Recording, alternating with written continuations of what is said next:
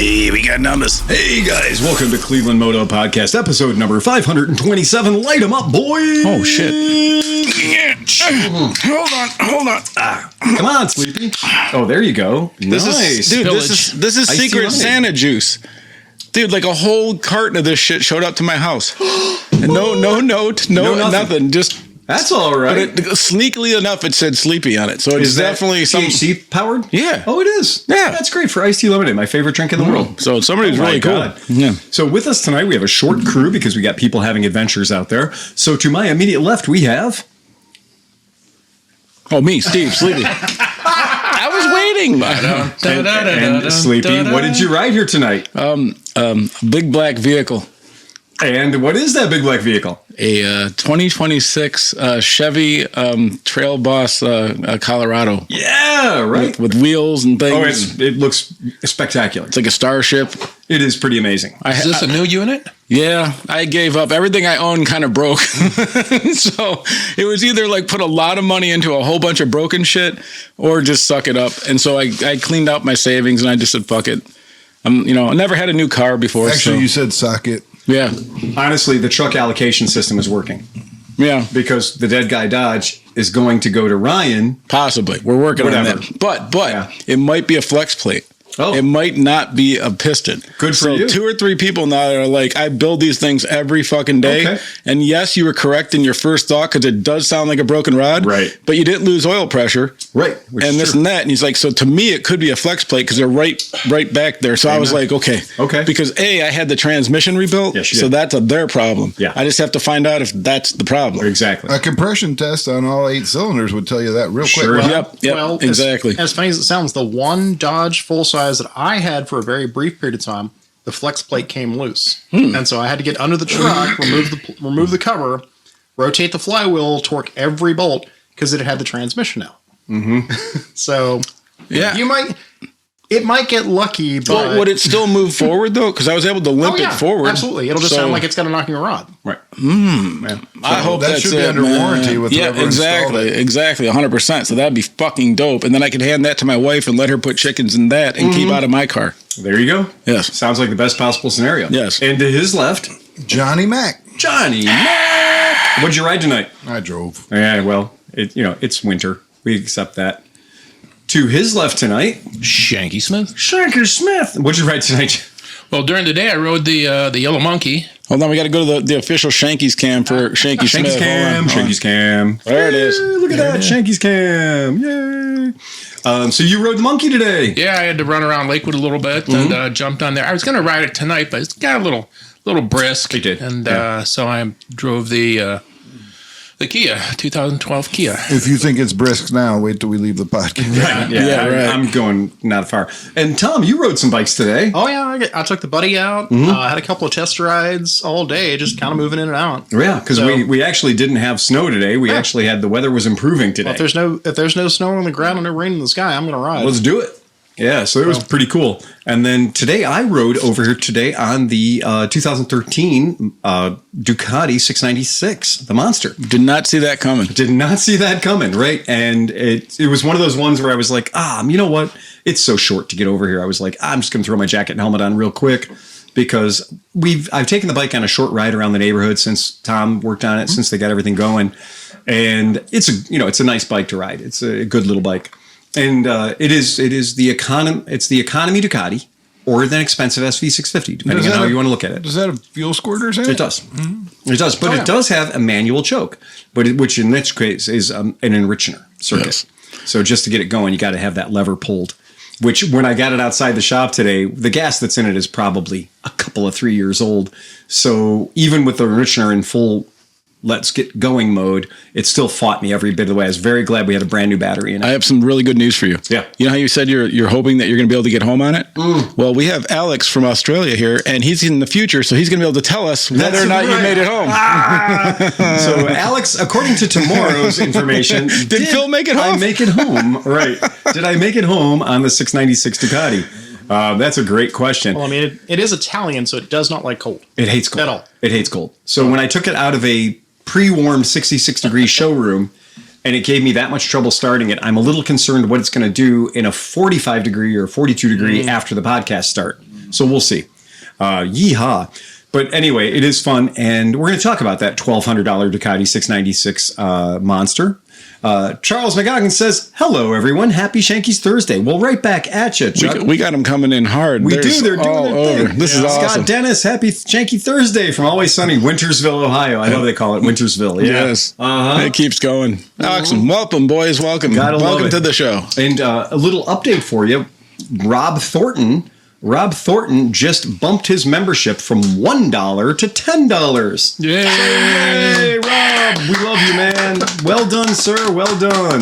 And Renee has been putting Shanky's swag in our new member boxes. So keep that in mind, So members. keep that in mind. You're going to get some Schwanky swag. Now, her box isn't that big, so they're smaller baby ones? Schwanky's pieces, Baby- right? Yeah, I was going to say, it'd be hard to stuff a big bottle in her box. Just saying. I think you're probably right. But a small one every once in a while. we're not bad. Yeah. We did have some listeners, so came up from Salem, Ohio. Hey. Dennis, who is a Harley rider, and Dennis and Christy, I believe Christy's his wife, they showed up and they brought us a bottle of brown liquor, which I didn't bring over tonight because I'm on the Ducati. But they brought us a bottle of brown liquor. They hung out at the shop for a few hours, had a good time checking out, seeing where, how we live. Yeah, He's a super cool guy. They're just awesome. I love it. Where are they from? So they're from Salem, Ohio. Salem. Okay. Okay. And so they came up from Salem, Ohio. And here's an interesting thing. I'll bet you don't know anybody who went to school who grew up and wintered on Put-in-Bay. Wintered on Put-in-Bay. Now, I don't. yeah. If you want peace and quiet, So there were times when she had to use an airplane to get to school. Oh, shit. Yeah. So Really? she's been on the Tin Goose many times. That's cool as yeah, fuck. she grew like up- to school. Like, Yeah. bye, Mom. I'm jumping on an airplane. Believe me, that's part of their life. Wow. And That's so cool. She wintered on Put-in-Bay, as a child growing up. What a crazy thing that is. Yeah. And for people who don't know the geography up here, off of the coast of Ohio, we have a couple of islands. We have South Bass, Middle Bass, and Pelee Island. and kiss your ass. And kiss your ass, right? All in Lake Erie. All in Lake Erie. And Western Lake Erie. Pelee Island is actually part of Canada. So if you take the ferry from Miller Boat Landings, in Catawba Island, and Catawba Island's just barely an island. There's there's a little water around it, but you can get to Catawba by roads. But it is very funny to me that you're like, as a kid, I remember, we were the kings of the low budget vacation. And I do remember as a kid jumping on that Ford Tri-Motor and flying across Lake Erie to go to Put-in-Bay, and then jumping a ferry from Put-in-Bay to get to Middle Bass, where our Uncle Eddie had a house by the winery. I You used to think get. they've already swapped the motors out with 351 Cleveland's? Yeah. In the spirit of things, you have to. Which one is all? I remember going to the one that was all golf carts. So Kelly's Island is the biggest of them. Okay. So Kelly's Island is the biggest and is the most southern of them. But Put-in-Bay is the one where it's the closest if you're leaving Catawba Island. So if you're leaving Catawba Island, which you can get to by car, you can then go up to Put-in-Bay, which is on South Bass Island. Now, Put-in-Bay is a drinking community, for lack of a better term. It is just a drinking community. Well, it's a stumbling community also. it is also It's like a whole Harley Bob community. it really is. And you can have cars. You can take your car out there. They catch you loose on golf carts. It's amazing. It is amazing. It really is. Let's do 5 shots. Yeah, and there's a lot of stuff going on there. But Kelly's is more of a, it's not the drinking, crazy drinking island. It's more sedate. It is more sedate. I mean, they're still drinking on there, but not plenty quite of as it. much. They got a winery. They're good to go. They got it all going. Well, the one on. place is just bars during the summer, right? It's like 30 bars or something all smashed together. Well, I always get a kick out of that's Put-in-Bay, and I get a kick out of the fact that there is Put-in-Bay, which is on South Bass Island. There is Middle Bass Island, where my Uncle Eddie lived, and then to the north of that must be North Bass Island, but there's not. It's called Isle St. George. Okay. So that one's called Isle St. George. It has 4 roads and the North Bass Island Airport. So the North Bass Island Airport is on the Isle St. George. That's fucking confusing.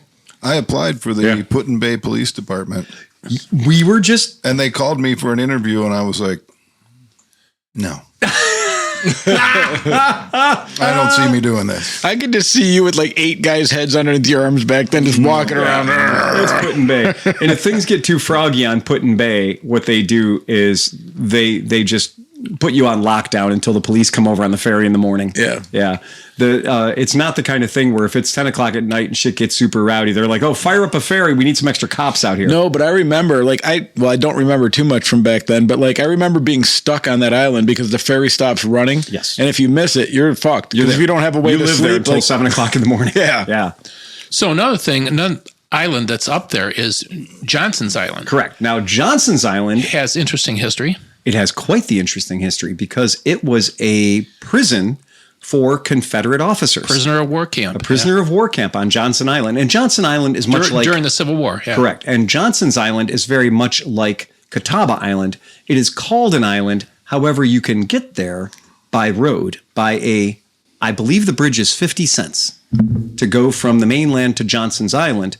But it's far enough that during the Confederate War, during the Civil War, that the officers that they captured, because they were so concerned about the officers getting back to the South, they wanted to put them somewhere that they wouldn't just go back or get rescued from, Andersonville or somewhere. So they literally put them on an island that was so far away from the mainland at the time that you would not have wanted to try to swim it. And an interesting other note was after the Civil War, they used Johnson's Island as a way station for slave hunters.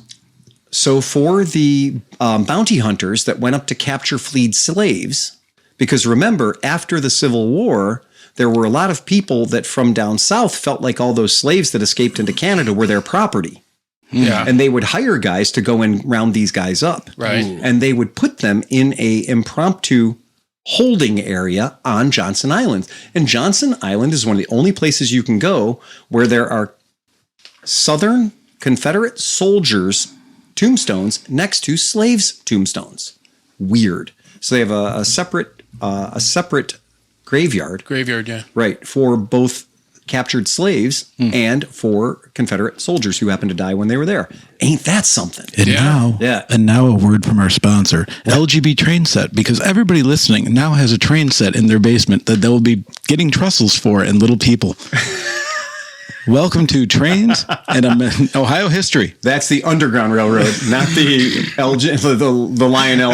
Yeah, LGB. LGB. What is it? Lionel. No, what's the big one? So it's like LGB or GBL? Yeah. GBL? I think it's LG. I don't know. Yeah, right. I'm not that much of a train guy. I'm not into it, but Liza's dad. I was trying to make a joke Liza's and I dad, fucked if it he all was still up. with us, he would school us right quick and early. Okay, we'll give everyone that one for free. At least mention a motorcycle for 1 second. O gauge, and then I know there's L gauge, and everything else is a mystery. We're scaring people. There's These also people are like, garden gauge. you guys said motorcycle. I know. OHON, whatever. Right. And whatever it takes. OH. 220, No. 221, whatever it takes. I expected to hear Becky. I know, Tom. Those new to the podcast will know that this is going to turn. Somehow Phil is going to turn this and it's going to come 180 and you're going to... I'm about to bring it to you. There it is. Okay, here we go.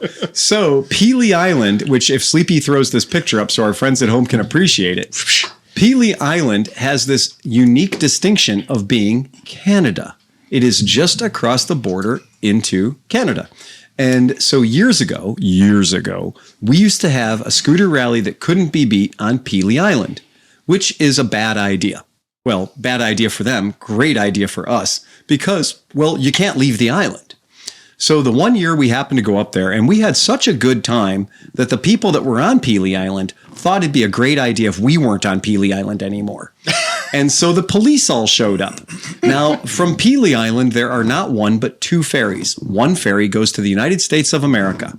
The other ferry goes to Kingsville, Ontario, I believe. Or it's actually, technically, it's Leamington. But that's 2 ferries. One ferry goes to Canada. One ferry goes to the United States of America. Now, the ferry that goes to the United States of America, thanks to convenience, G-scale, thank you, garden scale. Yay, LGB garden scale. Nice. Well, we were close for not being trained people. So here's the cool thing about that particular rally. Could you imagine if you were being me and I get a chance to go to a rally in Canada and take a ferry to get there with my bike on the ferry? That's pretty cool. So everybody left their cars and trucks and stuff in Sandusky, Ohio, which is where Cedar Point is. You jump on the ferry in Sandusky and you go on the ferry to Pelee Island. Well, once you're on Pelee Island, if you become a problem and they don't want you on Pelee Island anymore, and they say all your drunk asses need to be on the ferry tomorrow morning at 0700 or it's your ass, unfortunately, the only ferry at 0700 goes to Canada. No. Now, imagine, if you will, you and your shitty 60s Vespa or Lambretta scooter just ended up getting on a ferry to the wrong country. And now, in order to get back to your car in Sandusky, you need to now circumnavigate Lake Erie, at least the west part of it. Yeah. And you need to go through Windsor, Ontario, and you need to go all the way down through Detroit, through Monroe, Michigan, through Toledo, Ohio. So your what should have been a delightful hour ferry ride turns into a shit 6 or 7 hour ride on a 9 horsepower scooter. Not many of them made it. And what had happened was, given my opportunities, when we got in trouble, I grabbed a couple of my friends and said, hey, they're going to be really, really good about getting everybody on the first ferry out, but we need the second ferry out about 8:30. So we need that second ferry. So what we have to do is we have to hide our scooters and we have to hide our bodies and make sure that we are absolutely not on that first ferry out. Because I'm pretty sure once the ferry leaves, they're not going to turn it around for us. Okay? Hey, we forgot 3 guys. But ideally speaking, we would really like to be on that second ferry, right? So we would super duper like to be on the second ferry. So as it happens, there was a bar there called the Wandering Dog Inn. And me and a couple of my friends had taken our scooters over and hid them behind the Wandering Dog Inn. And we ourselves took shelter behind a dumpster. And all the police were over at the dock a mile away, rounding up all of our drunk friends. They weren't looking by the Wandering Dog anymore. They knew that place was empty. It's 7 o'clock in the morning. Who's going to be at a bar called the Wandering Dog at 7 o'clock in the morning? The answer was the 3 of us. Once we saw the boat leaving and getting smaller in the distance, we went around, Pelee Island South, kind of the road jogs down there, and then came up. And when the cops, so the Canadian police, remember, this is a Canadian island. So they brought in the OPP, the Ontario Parks Police, not OPP, not other people's pussy. Yeah. They brought in the OPP and some Mounties and some other people. They weren't on horses, and I was very sad about that. I wonder if they used that song for promotional things and just changed it. Are you down with OPP? No, man, it's cool. That's it. No, it's okay, eh? Hey, I'll go back to my host and stay out of trouble, eh? So we did show up, and of course, the couple of cops that were still there, because all the other cops got on the ferry to go back to the mainland. So the 1 or 2 cops that were on the island were like, hey, you hosers, we got a problem with you. And we were like, what are you talking about? We know nothing what you're talking about. We weren't part of that group. Those guys were terrible. We were camped over here where it's nice and quiet. We're responsible people. I was shaking all night long. And the guy was like, oh, really? And I was like, yeah, we heard those assholes, blah, blah, blah. And the guy was like, yeah, I don't think so. We're calling the ferry and having the ferry come back. And at the very last minute, I was like, well, have you seen my badge? And then the guy was like, okay, all right. Your ferry's at 8:30. Don't miss it. And I was like, okay. And we got on the ferry and we went back to Sandusky, Ohio, where all of our shit was parked. What was funny was we got back to the ferry and nobody had cell phones back in the day, not like they do today. So there were very few ways to get in touch with all the poor bastards that had to go to Canada. Right. Now, here's a little tip from your Uncle Phil. Back in the old days, you could get into Canada with your driver's license. You didn't need a passport or anything fancy. Oh. So a lot of guys that ended up in Canada on that ferry, they might have had some problems in their personal past that meant they were persona non grata in Canada. But meanwhile, they were on a boat that was in Canada.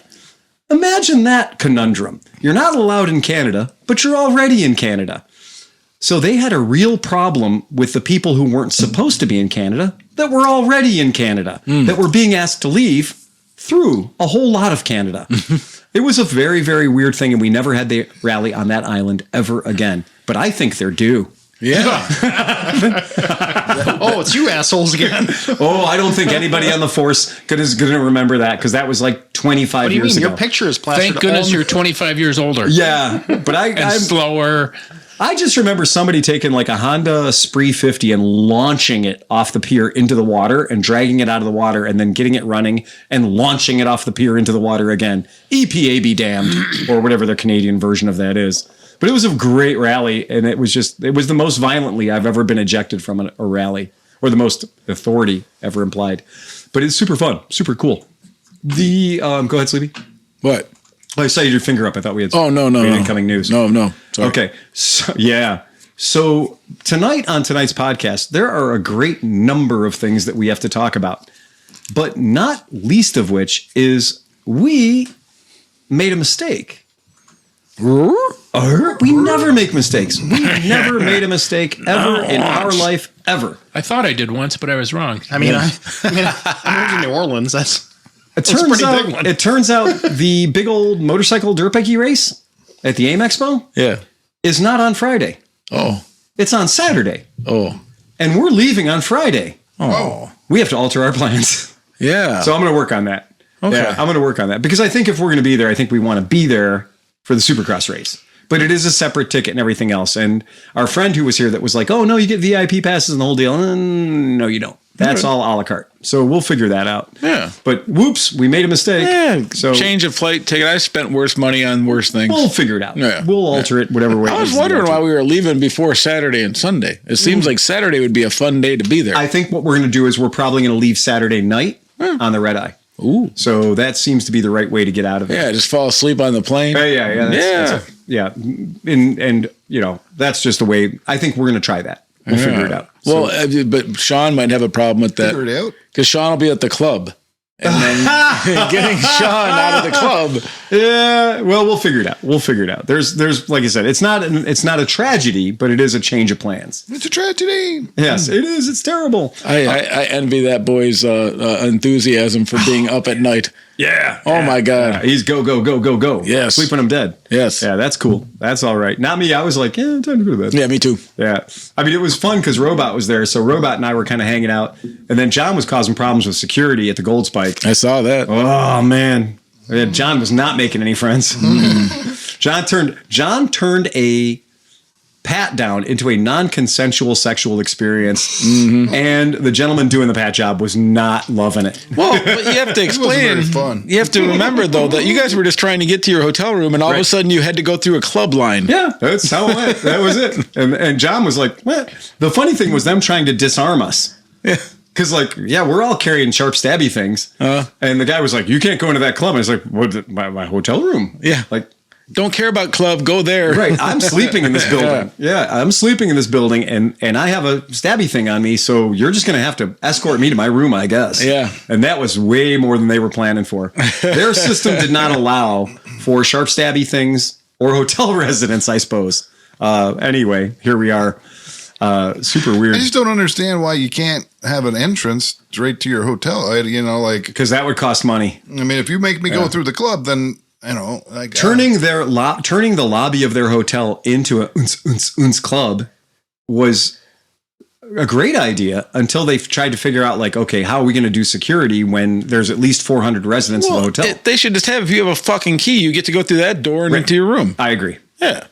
How hard is that? But the problem was we kept going outside to have cigarettes and drinks and whatever, and that was funny too because we went out. We're like, okay, well, I'll ditch my stabby thing up in the room or whatever. Then we made it up to the room, right? And then we came down and we're like, well, maybe we'll go Let's get a drink. You can't do that. You can't drink at this bar. Why? It's the hotel bar. And I'm like, it's the hotel bar. Yeah, you advertise this hotel as having a bar. We're going to sit there and have drinks at it. That's why I was getting squirrely. Which we ultimately did. The second or third time we had to go through Checkpoint Charlie and get a driver's license scanned and a pat down. I'm like, fuck, I wouldn't normally go to a bar like this. Right, exactly. Let alone pay for a hotel room in it. So yeah, it was a very, very odd thing. And if you're staying at the Oasis side of it, you don't have to deal with any of that. But if you're in the Gold Spike Tower, you're staying at the Gold Spike. What do you expect? I'm just trying to make them pay for my lack of freedom. Well, I'm going to say you didn't make their life any easier. That's for sure. And the having to get escorted every single time we moved anywhere was also the novelty wore off of that for those guys real fucking quick. And John is not a little guy that you can boss around. Even the guy at the front door, their heavy hitter guard at the front door was like, yeah, man, I don't really want to deal with you. I don't want to fuck with And that. then John kept just like pushing his dick on him. He's like, no, if you want to touch my dick, just really get in there and grab it. I would just, well, I mean, I was like, oh, okay, buddy. Like, you need to be. I'm like, I'm John's sorry. like, this is $20 downtown. This is a free ride right now. Yeah, this was a good deal.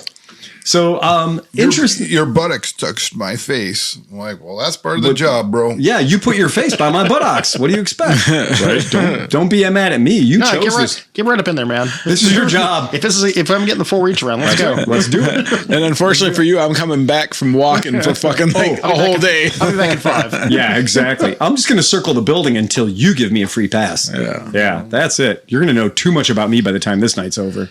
So, yeah, go figure. But yeah, the fact that Robot and I were just kind of like hanging out bullshit. We're like, oh, let's go in for another drink. Oh, here we go. You know, like you don't recognize us, for fuck's sake. And it wasn't like the club inside was a good club. It wasn't like it was really the club you wanted to get patted down to go into. Hell no. That was a whole lot of theatrics outside making their place look like it was better than it was. You know, It's the freaking Gold Spike. and there were 12 people inside. You know what? At the Bellagio, nobody patted me down. No, there were 12 people inside not dancing, and they had 40 people outside in a line to get patted Not down. dancing to awful music. Also true. And you know, they're stupid too, because if like you let people with rooms just walk in, Oh, yeah. then your rooms would sell out every night. And it's And then populated. you can You know? start to also increase your rates to the point that they don't sell out. So Right. then you can actually gauge how much money you can make. know, I mean, But that's they a can't shitty because the capitalist. clientele shoots each other. I was gonna say my first hotel in Berlin had a bar in the lobby. Yeah. You checked in at the At the bar. Absolutely. Mine too. and now it wasn't a ounce, which was weird because I'm in Berlin. I expect that. Yeah. And nobody patted me down. It was brutal. No, it's They were Germany. just It's smacking you. Germany. Welcome to your room. The brutalist hotel. You'll enjoy the room. Well, it was right next to the what is the East Gallery? Right. The East Gallery. And right Yeah, next to where the wall is. Right You're where within the a- wall is. within- Like I was on the wrong side of the wall. You are seriously within a fall of the wall. Yeah. We were at the by the Fernsehturm. We're at Alexanderplatz. So we were at a place, the same thing. Yeah. I had to go to the bar to check into my room. Yep. And there was that bar, and then they were like, we have a super secret special bar up on the roof. And I was like, I want to know about wanna get the that. super secret I'm gonna bar. go to the super secret special We bar. were next to the Ospenhof, but not the downtown Right. one, the other one. The outer Aspenhof. Outer Aspenhof. By the river. Yeah. Yeehaw. So Triumph, I got to give Triumph credit. Triumph has just been home run after home run after home run. Their bikes are great. Their marketing is fantastic. They're making money in this economy. Yeehaw. But Triumph decided, well, you think we're doing good? Watch this. Triumph. Becky's over there throwing her weights around or well, something. Oh, Paul, my beer. Paul showed up too, so they're Yeah. just tossing shit around. They're just throwing shit around. Yeah. So Triumph, God bless them, Triumph decides we're not just going to have our normal Tiger 1200 and 900. We're going to go with an Alpine limited edition, and we're going to go with a Pro Desert edition. We're going to take our most expensive bikes we already have, and we're going to throw thousands of dollars on top of them, making them super special bikes. And I give them credit for $23,000. $23,000 in this world of, we always joke about yet another affordable Chinese adventure bike. Triumph is leaning into it saying, yep, we know those exist and we don't care. Oh, sure, you got a whole bunch of bikes from ClevelandMoto and Loncin and Motor Marini. Great. That's not us. Bring more wallet, right? Let's do it. Let's see how their sales go. I mean, maybe they have more invested in the market and there's research to be able to say, the folks that are coming in are willing to pay 18 and they're willing to drop another 5 on top of that, and we're going to give it to them. And the folks that are coming in have got Vanguard accounts that look really good right now. Well, and they're kind of defining it. So if there's all these people coming in at lower market values, they're saying we are not a budget brand. We're staying with their fucking Not value. what we're doing. Yeah. And I mean, when I tell you that these bikes that they're bringing out, you look at it, and we look at a lot of bikes on this podcast, and I'm gonna, Sleepy, you can throw this up for the kids at home. I'll throw it up to the screen down low. But this is not the kind of bike where you're like, oh yeah, dead sexy. Sleepy's not going to make the squidgy noise on this one, No. right? This bike looks average, doesn't it? That front fender's stupid. It looks like every other bike, right? Yeah. So this is the Desert. Wait, not enough. Wait, you're talking about the fender or the schnabel? No, both actually. The double. fender looks I mean, weird. not enough fender. It looks or like it. schnabel It for looks you. like it has a flat top like haircut on the fucking front of front it. Like, yes, sir. Whoopsh. Yeah. So this is their Desert Edition RHS. Like this is their top of the line. This is $23,000. And again, when I throw it up to this image, I'm like, yeah, okay, that's okay, I guess. There's, It should have more chunky tires. Well, that's kind of the thing too, is I thought maybe the Desert Edition would have the super chunky tires. And I thought maybe the, you know what? I think they labeled it wrong. I think that one was the Alpine Edition. Okay. If I want to bet money, because I'm going to bet that this one is the Desert Edition. That's way more this is the believable. Desert Edition. Right. This is the Desert. This is the Desert 1200. Oh, I'm sorry. The first one we showed you was the Desert 900. This is the Desert 1200. So this is the Desert 1200. Still not worthy of the squidgy sound. No, right? a little bit better though. A little bit better. It's But got this gold. is the 1200. It's got gold on it. It's got a little gold on that front. Nah, O-rings. if they would have put some gold rims on it, I can't tell by looking. That looks a little bit like a Paoli logo on that front fork, which Paoli I kind of think might be a little under Olean's in the suspension department. well, did you see Olean's You is better doing have some payola if you want that. well, especially now. So Olean's is doing a huge rebrand. Did you see this? I did not. They're changing their logo and they're going to go straight hardcore into the electronic to a whole new level of suspension. Really? If you type it in and pull it up, it meant to say something. Yeah, there's like a whole. Like a reactive suspension or something like that. It's a whole thing. I don't even want Scans to. the ground ahead of you and reacts as you get there. Probably. I'm not even going to project anything in my head because the article's up there, but it's like a whole rebrand, everything. All right. And this is actually from Oleans.com or Oilins.com because there's an umlaut over the O. Oi. Oilins. So, I mean, I've always kind of said Oleans, but I guess it's Oilins based on the way they're writing it. But, if you know at home, if you know the correct pronunciation, chime in the chat. Let us know the correct way to spell or the correct way to pronounce the company that everyone calls Olins. If you know, you know. If you know, you know. So, yes, you're absolutely right, Sleepy. This is a big deal. The next evolution. So they're not giving up the name. So the name is still pride of place. Right. But they're saying our new visual identity. Yeah, they've definitely changed their logo. That's for sure. You got it up? New bold logo. Yes, go ahead. Pull it up. Throw it up. So there it is. There's the new and improved Olins or Orleans. There it is. It's rooted in racing DNA. The bold new logo and symbol capture our drive to push boundaries, embrace challenges, and stay true to the motorsport heritage that shaped us. It sure does kind of look like bold new graphics. It doesn't. I mean, the TTX, the twin tube damping system, that's been around, so that's not totally new. The STX is the single tube. Yeah, that's been around. That's not totally new. Well, look at the logos on those. But I'm saying that shock that they're giving us a picture of is using the old branding, right? And so clearly they've got this new branding. So I think what I'm reading when I read this, all of these things that are there, the Nix kit, the DFV, that's all stuff you could have bought 5 years ago. Right. But what I think it is I do believe it is, they're literally saying from Ducati to Lamborghini, our OE suspension products can be found on hundreds of vehicles, blah, blah, blah, everything else. It doesn't talk about from now on, from 2026 on, they're all going to have molybdenum disulfide. There was another article diamond-like coating. There was another article either by like Motorcycle News or something like that where they kind of went into more in-depth stuff. And I don't want to speculate because I quickly read through it. Yeah. But it definitely said they were going to start really rolling in a lot more electronics into the stuff that you can even put on your regular bikes. And things. Starting with the Skyhook suspension and some stuff that, was on the market 10 years ago, or honestly, 15 years ago, right? So 15 years ago when we had, when my Ducati had Skyhooks on it, that was an electronically adjustable Olin suspension system that was fucking amazing 15 years ago. And so if they're going to be leaning harder into that, rock on. I mean, this is from Olins.com's English website or English speaking website. So yeah, so they clearly are doing something beyond the new logo, perhaps, right? So it says style and design. That's kind of what they're. I mean, what they're talking they're not about. Exactly known to be shitty, so I'm sure something's coming out. Yeah, never have been. That is one of the things that always gets people in trouble is when they have a crash on their motorcycle and their suspension unit gets slightly damaged, and then when we tell them like, okay, here's the price of the repair to the vehicle with putting that suspension unit back on the vehicle. Mm-hmm.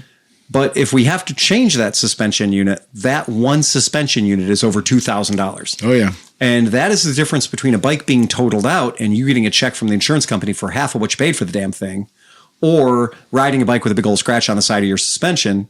Yeah, I'll put a sticker on the big old scratch on my suspension. And that goes You back. will never hear somebody say, I need to get those crappy O-leans off of my bike. Well, no, but we talked about this before, but this is exactly the reason that if the bike that you're slobbering over comes in some kind of a version with the Öhlins or Öhlins version of it, take it. Because it's usually only $1,800 to $2,000 more, and you're getting $7,000 worth of suspension. And especially in the case with the Moto Guzzi V100s. Oh, yeah. The price point between a V100 and a V100S is less than the cost of the rear shock. Right. So you're getting all the other shit. The literally the electronically adjustable suspension system is all on the bike. All the upgrades, factory installed, the heated grips, and all that other shit. It's all there for matching the ride mode with the suspension. Right. For the price of one fucking component, you got to get it. I mean, if you wanted to go that way anyway, you got to get it. Yep. And how sad are you going to be 5 years into the experience to be like, oh, I could have had all that and I spent $1,500 more or $1,600 more. Or the worst, I witnessed it, man. I saw a dude, he had like the new Tuono or whatever, and his buddy had the factory, and they switched. Oh. And he came back and he was like, fuck. Oops. It is good suspension, man. It does look like, and I will say this, back to the Triumph thing. Here's the problem, though, is on these two Triumphs that are maxed out on the price point, they're not giving you the heated seat as standard equipment. So they're still having the heated seat or the lowered seat or the change seat. Those are all still options, right? Huh.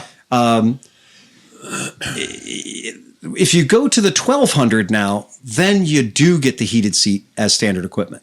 So you have to really do the full-on commitment. You got to go the 1200, you got to go with the Alpine Edition, or you got to go with the Desert Edition to pick up the heated seat as standard.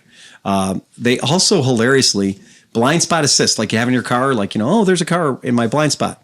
Our new Moto Guzzi Stelvio has that, right? Tells you when there's somebody in your blind spot. These vehicles do come with that as standard, the lane change assist and the blind spot assist. They are standard on their big Desert 1200. Really, really interesting. And, that's 106 horsepower on the 900 and 148 horsepower on that 1200. So that's a lot of bike. I mean, that's in the Pan America. It's right up there with the Honda Civic. This is right up there with that. But it's interesting. That's funny that you said that, because every time you hear somebody mention the Pan America, it's like it's a sport bike, but it's on, it's an adventure bike, sport bike. Right. But yet that's like the same amount of horsepower. It is. It really is. I mean, it's right there. It's like within 2 or 3 horsepower. There. And, for that kind of money, good. It should. You're right. Yeah. You're right. That should be. It's a lot of stuff. You're getting a lot of stuff. The Tiger 1200, like we said, it does not have the Öhlins. Swearengin, don't let that happen again. Yeah, Swearengin was late. Oh my God, something going on down there by the river. That Tiger 1200 has Showa, so that's not on that $23,000 bike. Ouch. So that's a tough one. That's a bit of an ask. I gotcha. So anyway, here we have it. That is the Tiger 1200 Rally Pro Desert is $25,995. So $26,000 before fines and fees, right? I wonder what the Africa Twin's coming in now. Not 26. You don't think that high? No way. No way. Okay. Let's see. Wasn't it like 13 or 14? Yeah, I was going to say not even 20. No.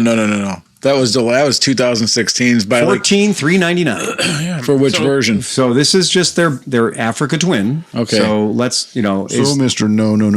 Hold on. Because they got the big one. They got the big one, and the big one is $17,599. Wow, good job, Honda. So $17,599 for the big one. That's a value. So that's how much money you can spend on an Africa Twin. Wow. But that's crazy because you think about that bike. I do like Triumphs, but man, I would take an Africa Twin over that every single day. Maybe. Huh. Yeah, maybe. We're at the point right now where it's a shame with these bikes because Triumph's styling and everything that they've been putting out has looked really good. Really good quality paint. It looked really nice, everything. And this just isn't doing it. So I don't know, And it is true that on the Triumph, if you get the Adventure Sport ES of the Africa Twin, you're getting that bike for $17,599. But with the Triumph Desert, you're getting all the crash bars. You're getting all the cages. You're getting all that stuff. Yeah, that's worth something. As much as you could possibly get on it. You're not getting enough zhuzh. And it is, if you did want to spend, if you did say, okay, just fucking hurt me. I just want to get hurt Charge me as much money as you can charge me. It's going to be, I believe, for an Africa Twin, the most expensive Africa Twin you can get is the Adventure Sports ES-DCT. I only say that to a nun with a paddle. That's going to be $18,399. So $18,399, but that doesn't have any scaffolding on it. You know, it doesn't have that stuff, right? But like my bike, I got it with 1,200 miles with all the alt rider or whatever the shit's called all over it for $7,800. Exactly. You know, so. Yep. So that's an interesting thing. Your Africa Twin was $7,800. Yeah. Wow. Nice. Oh man, I'm sorry, guys. That's why me and we drove in the middle of fucking winter in a blizzard, pulling the trailer with my Hyundai with to bad make that tires. deal. To go make that deal. You know what? I quoted you guys $25.99. That's Canadian prices. Oh, I'm sorry. The Canadian Copac is at a disadvantage right now. It's $22,995. So 23. Still over 20 G's. 23,000 for that Pro Desert versus Rally Pro 17.5. Yeah, so it's still about 5 G's there. So do they come with 72 months? Honestly, don't know. Yeah, we're gonna have 50-year financing, right? God. Yeah. So I do not know what their Your payments are only $139.95 a month. Honestly, but you have to go 72. But honestly, 72 months is not unheard of in our industry. So again, that's a big news story right now about a 50-year mortgage, but it's been kind of that way for a while in the motorcycle industry. It's not uncommon for us to see people carrying, I think 7 years was the biggest I've seen. I was going to say 60 months became a thing years ago in cars. Yeah, go ahead. What? How did you get 68 months on your truck? I don't know. They just said, well, this is what you want to pay. It might be 60. I don't know. It's 60, whatever. That works out to be 68 months. It's 68 months. Yeah, no, I don't know. Whatever. You don't even know how many months you find. No, it was 60 something, 60 whatever. I don't fucking. At that point, who gives a shit? After they got Yeah. past the tire and wheel package. Also, no, my most important thing I asked him was, is there any penalty for paying it off early? Because I'm not going to fucking sit there. I put it one down, I'll pay the fucking thing off, and I'll be done. He got the extended radio aerial antenna warranty. Yeah. He got the extended warranty. They have warranties on the air. Well, what is funny is I did not get any of the warranties on my F-150, and apparently now the windshields on F-150s are made out of a suggestion of glass. Yeah. And of course, I and every other F-150 owner in America has a cracked windshield. It's like $300 though from Safe Flight. I mean, no, it's not. Oh, it has all kinds of shit in it. Yeah. Oh, it's $1,000 for that windshield because of the camera. Because it has the camera and all the other shit built into it.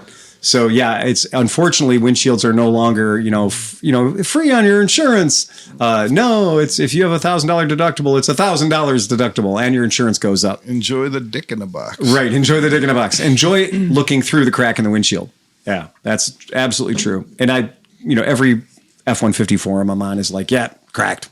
Absolutely, should be a recall. It's not a recall. So go figure.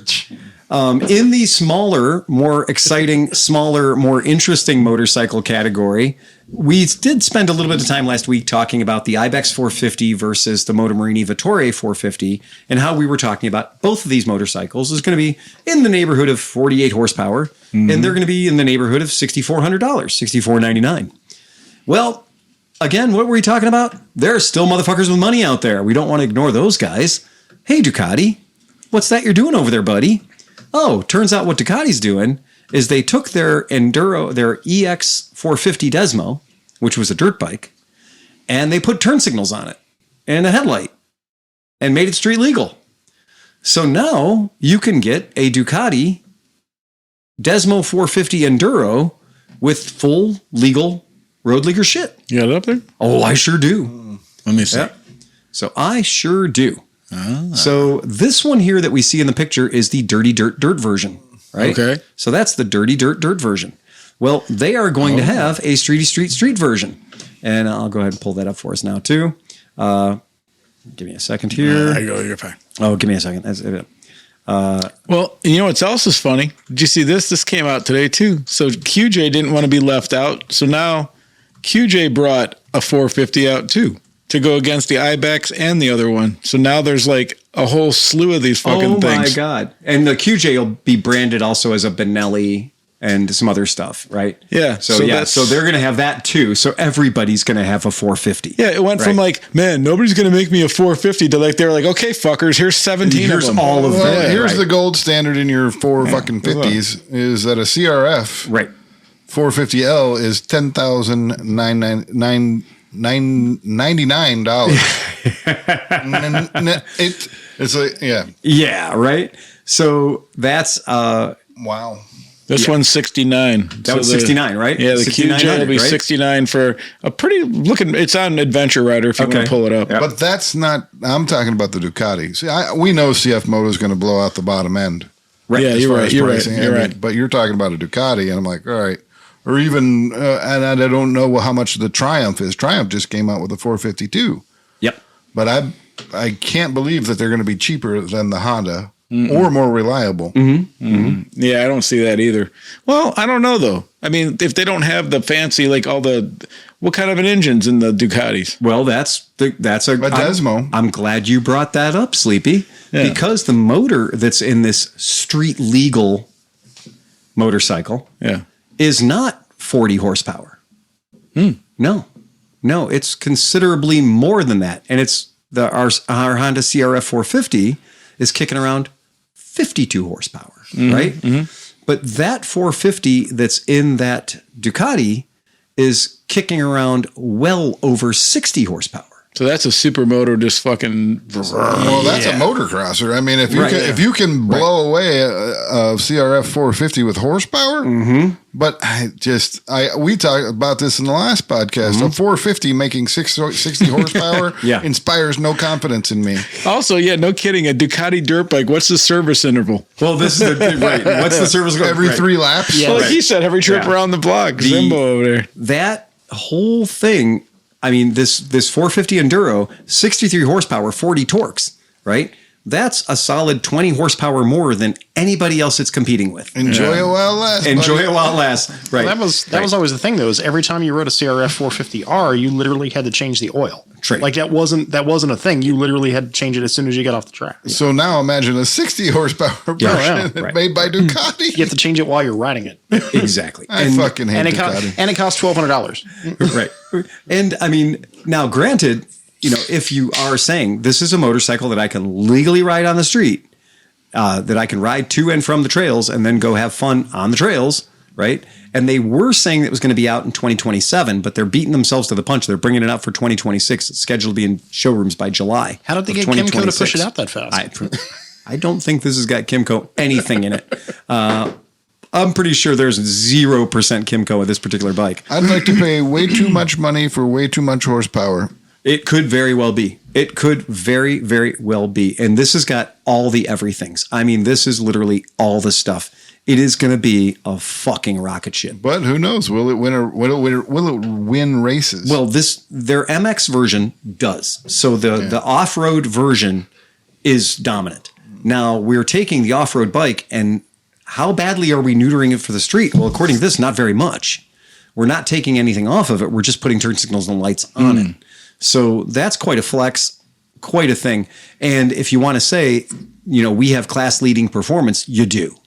For 63 horsepower out of a 450cc single, well done, sir. Yeah, I guess, it's probably like anything, like drag racers are tearing down their motors in between races or next day or whatever. I'm pretty sure those moto guys are like, pop the motor out, even a CRF 450 probably can get rebuilt in about 3 seconds. Probably, yeah, it probably is. So it's a very, very interesting thing. And we're talking about, we're talking about a motorcycle that doesn't weigh very much. So this one, the QJ 450 is supposed to come in with 52 horsepower. Right. And so when I was looking at every single piece of number that I could find. 44 is what I saw. So they dumbed it down. So it says the motor that's in the other, whatever the motor is can do 52, but they're dumbing it down to 44. Exactly. Okay. And that was across the board. Every Chinese 450 motor I saw all said basically the same thing.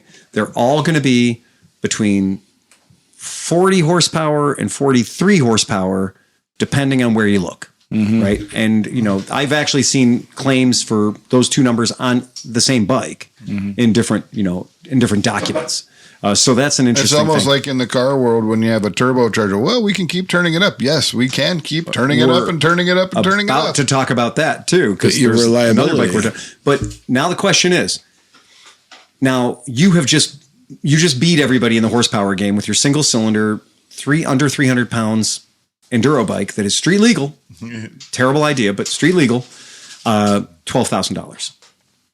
Now, keep in that's mind, not as ridiculous. I mean, it's only that's 2 times exactly as much money as all the Chinese offerings. Yeah. Right. It's going to have a hell of a lot more expensive service schedule, maintenance schedule, and it's But it's about only slightly more than the Honda. 40% more than the Honda, right? Yeah, exactly. Well, Honda's $10.99. Are they $10,999? Yeah. Okay, there you go. Well, that's not that big of a difference. That's not that big of a difference for a hell of a lot of horsepower. I mean, the Ducatis do have a fucking feel, man. I mean, okay, so if you pay to increase your horsepower on a CRF 450 up to 60 horsepower, how much would you spend? I don't know. A shit ton. I don't know, and that's the point. That's a big ask. And it depends on what you want to do. If you're off road, you probably don't need that horsepower. But if you're on road, then that could be a fucking fun bike. Yeah, and the CRF 450 RL is a 50 state legal on road vehicle. That's what it is. That's what that motorcycle is. That's what that is. But it's only 22 horsepower. That CR 450 RL is their street legal bike, but that is dumbed down to 22 horsepower. Oh God, that sucks. Well, yeah, that's embarrassing. That's a hell of a thing, right? And at 289 pounds, what does a CRF 300 make? It's almost the same. It's not that far off, right? So that's one of those things. We're talking a little bit about apples and oranges here. We're talking about a competition grade motorcycle that has been lightly modified to have turn signals and go on the street, right? As opposed to that 50 state legal CRF 450 RL. Yeah, that's a different thing. If they turned it down to 22, because that's I have no idea if Ducati has brought home anything in the MX. Because I know, didn't Triumph, they kicked ass. Yes. Like their bike came out and they kind of kicked ass. Right. They turned it down to 22 so it would survive. Right. And if Ducati's going to put it on the street and not turn it down, it's not going to survive. Yes, Ducati won the 2024 Italian MX1 Motocross Prestige Championship on its debut season with Alessandro Lupini aboard a Desmo 450 MX. So yes, they have won. Wow. Yeah, there you go. So right. it's won at least one thing. I don't know. Well, I believe it if it's putting out those horsepower. Right. That's a hell of a lot going on. So, and that was on their debut, by the way. Well done to show up and fucking win, I guess. That's pretty rad. Yeah. And so pretty outrageous power out of a 450. Yep. And pretty wild making it street legal, where everybody else's street legal version is going to make 40. Right. So that's something. We had a question come in about, what happened to Triumph's entry into the MX market. I think they did fairly well. Yes, they have. They won some championships and stuff. Bear with me for 1 second. Yeah. I think we're going to find a lot more about this when we go out to California. Watch this shit. Yeah, that's exactly right. Are we going to see a Ducati 450 on the track? The Triumph has not. The Triumph has not won a 450 MX World Championship, but they are actively competing and have achieved milestones such as a 2025 AM Supercross win with Jordan Smith. There you go. Okay. There you go. I just knew that they were competitive, though. They're in the pocket. I mean, the guy at work, he does motocross and stuff, and he's like, Anaheim, oh my God, that's the best. Kind of the thing, right? Well, I mean, I wonder if they're going to go, if you were, back in the 80s, when I was slobbering over watching Ricky Carmichael and everybody, when they jumped through what'd they call it? They jumped down the staircase through the fucking thing and come through. Oh, dude, that was the sickest. That was insane. That was, to me, that's always going to be Supercross. Yeah. That was literally. Coming down the stairs was just madness. So fucking good, man. Go outside, come back in the building, go down the stairs, do this, do that. And they were jumping like a ski fucking jump. It was like, yeah, it's bonkers. I love that shit. Well, we'll see what it is. We can look into that. And that is why suspension matters so much. Exactly it. Okay, so John, Turbo, Spinny Turbos. Spinny. Look, another British guy, probably not living in a castle, this guy, who wants to build a bespoke 300 horsepower motorcycle. He's getting his motors from Buell, the new Buell, not the old Buell.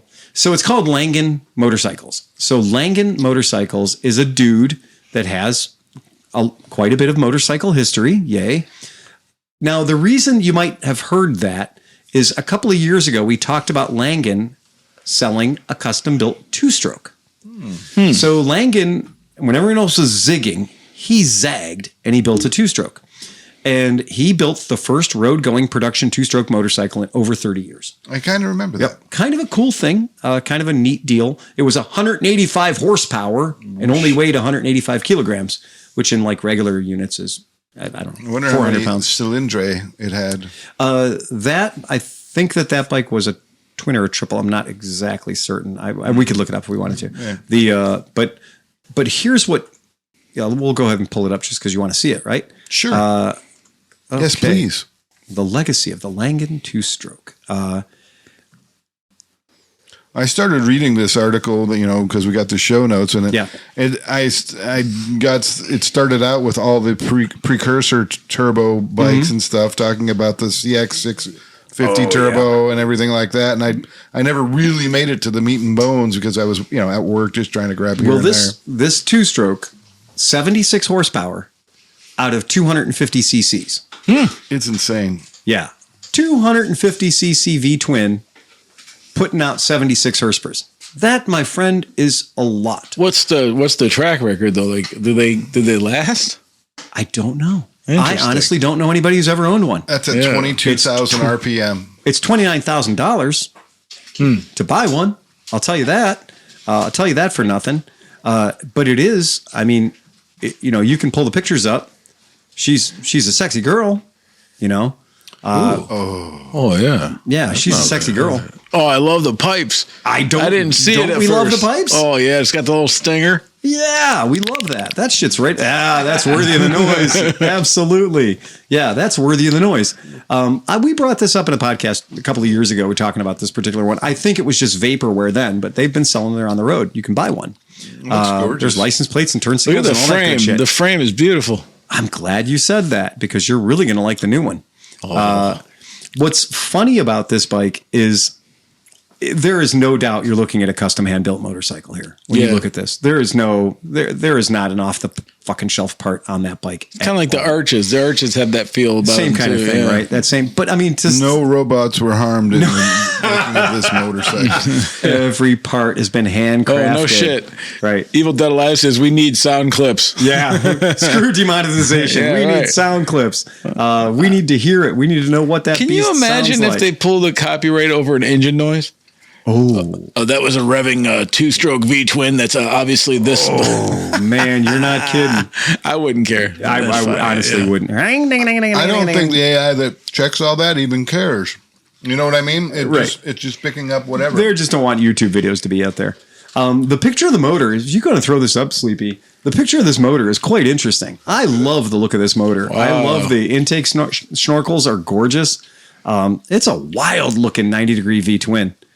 And it sure does look like a couple of Honda CR motors just lashed to each other. It's neat. I think it's really cool. But that's not what we're here to talk about today, folks. No, not at all. We're here to talk about their new one. So when you get a bike like that and you got a problem, how do you get gaskets? I don't.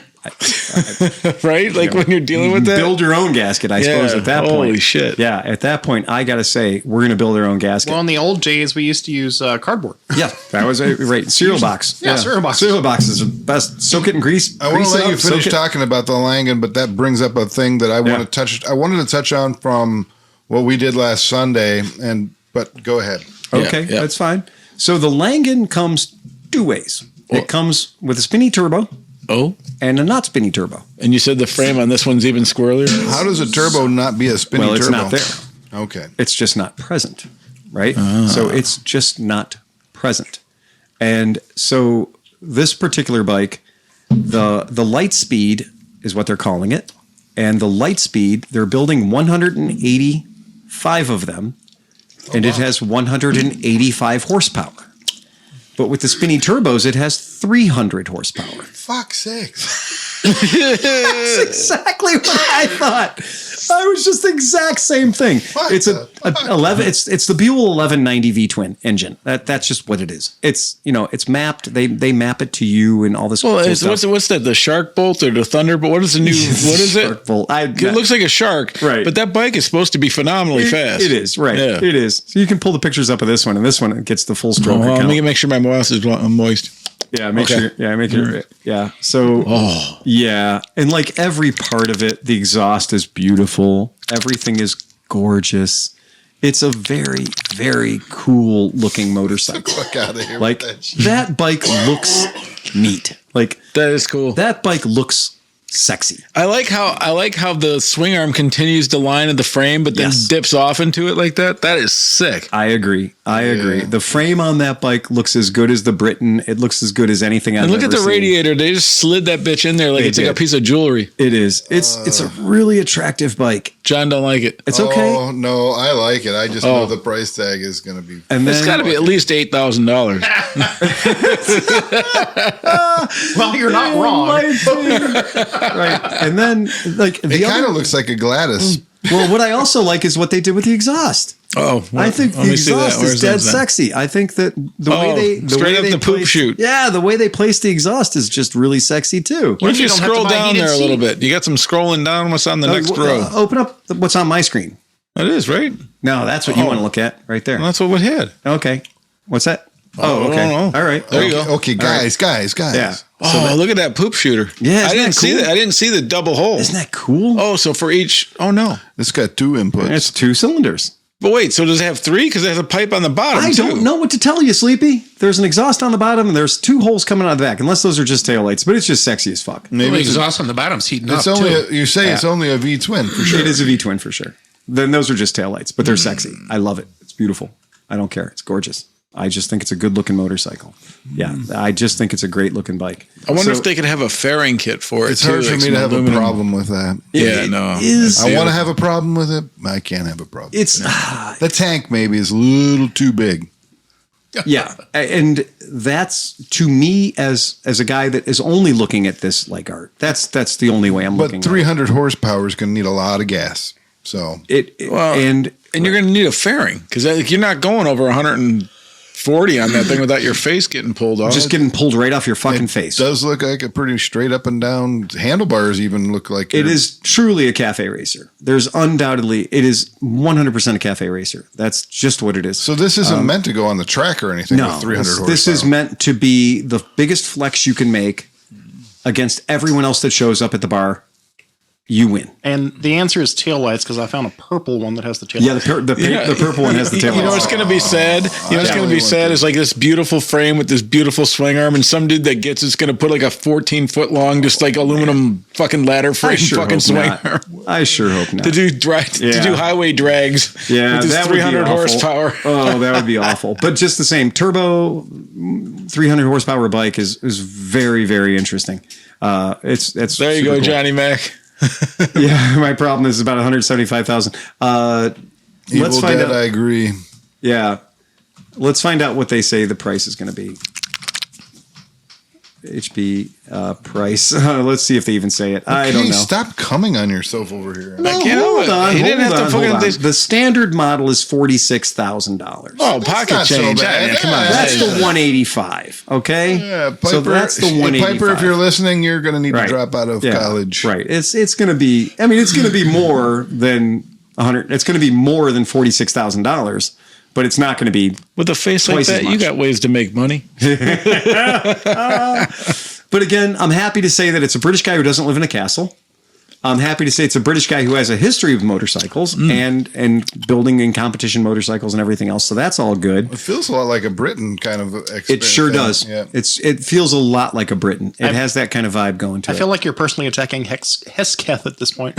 I could also that he's also on the list. You know, Yeah. it also kind of looks like a BMW F900, not my version, but the other one with a modified tail. You know what last week I touched on this and I'm going to follow back up. I do not like all the angles. So motorcycles today have been a collection of angles to give them the impression that they are either stealth fighters or that they are on the racetrack fighting, pushing the motorcycle down with additional wings and cutting edges. I like organic shapes. I like a bike that has curves to it. This bike has a lot of curves to it. In fact, I don't think there's a right angle anywhere on the cocksucker. No. So I actually like it. I think it's a really pretty bike. That's why My question it is looks this. organic. How many 1190 normally aspirated motors blew up? And if your answer is more than 0, Right. then then 300, you know what I mean? Like, Yeah, it's true. It's true. Right. How It's much- absolutely true. It is absolutely true because putting a twin turbo on it, bumping it up to 300 horsepower, is one of those things you're like, why? Because we know that with 160 horsepower, we can go up to the gentleman's agreement 186 miles an hour, which you cannot hold on to without a lot of wind cheating aerodynamic, bodywork. Right. So this motorcycle with its naked superbike bars and its riding position that's going to be very friendly for people that are built like me, right? For people of our age group. I'm going to say, if you've never tried to hold on to a motorcycle at 140 miles an hour before with no windshield in front of you, you got some explaining to do when you get on this bike, because or you're like looking through your fucking handlebars because you're smooching the tank. At 185 horsepower, this motorcycle can already go a speed that you can't hold on. Right. Yeah, there's 300 horsepower there. Good luck. Right. Dude, there's 300 horsepower. You don't need 150 of it. My Tuono, There's 150 you'll never use. the first time I got on the Tuono with the small windscreen, I almost did not come back on that bike. Yeah, I know. that fucking thing. Yeah, the wind starts hitting you. You get over 140, and I had the fucking tightest race helmet that wasn't vibrating at all or anything, and I was still getting sucked back off the bars. Like, it was fucking crazy. The Zero SRF was so fast from 0 to 60 and 60 to 100. It was so fast from 0 to 60. It was just ridiculous how quick it was. But many, many times, my speedometer was the speed governor. So the speed governor at like 126 or 130, that speed governor was the smartest thing on the bike, because that was the point where on the naked SRF, where I was already in a 100% constant battle of just hold on to the cocksucker, right? Because you're already being thrown backwards from the thrust, and then you add the wind resistance to it, and you are losing. And you don't have any other noise. Yeah, that's it. It's just you. Yeah. It's just you in the wind. So crazy. I can tell you firsthand that that GSX S1000S or GSX S1000, I've had that at 140 miles an hour allegedly, right? And it's not easy to hold on to with that complete lack of anything resembling a headlight. Had they put a legit even one headlight on that bike, it would have been like, we gotta, so nice. You know what? We gotta look at WeBike one day, the Japanese place. I bet you they have some kind of fucked up, awesome looking headlight that you can slap on that thing and it'll be like, boom, sell it in like 2 seconds. Look at me. Yeah. I look good. You're absolutely right. Now, okay. If you guys have the internet, you are aware that one of the most talked about booths at the EICMA show was not the Italjet, but it was the Benda. And the Benda, British people who can respond in the chat will know that you should never call your motorcycle the Benda. Okay? Benda is not a word you want on your hat. I'd rather have that than the chinchilla. Hold on. Same company. Yeah, I know. Right. So not only is your motorcycle called a Benda, but now it's called the Benda Chinchilla. Right? So is a Benda like a Benda over? So I'm just asking. I don't know. Right. So or are you saying they're calling it the Benda Benda? Okay. Benda.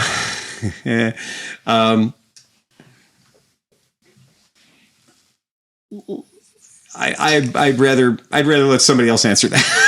So it's a Benda in a Benda slang is going to be that you are a man who enjoys the company of other men. Okay. But a little more enthusiastically than just a casual enjoyer of. So this is called the Benda Dover? So, yeah. That's what I know. So there's a reason why it's not a great name for a motorcycle company. Right? To honor the cliffs of Dover. I understand you're trying to be delicate about I just don't, right. I mean, we're not trying to slag on anybody. Right. The one guy that we have that we could really, really have fun with about this. But, really shouldn't. A lot of the people who ride motorcycles are guys, and a lot of those guys aren't the type of guys who like to bend Dover. Right. And so calling it the Benda Dover. Right. Yeah. Makes it like a little. It is a thing, right? Yeah. It is a thing. Unfortunately, most people probably have no idea of that, though. Yeah. Except you told them. Sean also says he's true. on the way.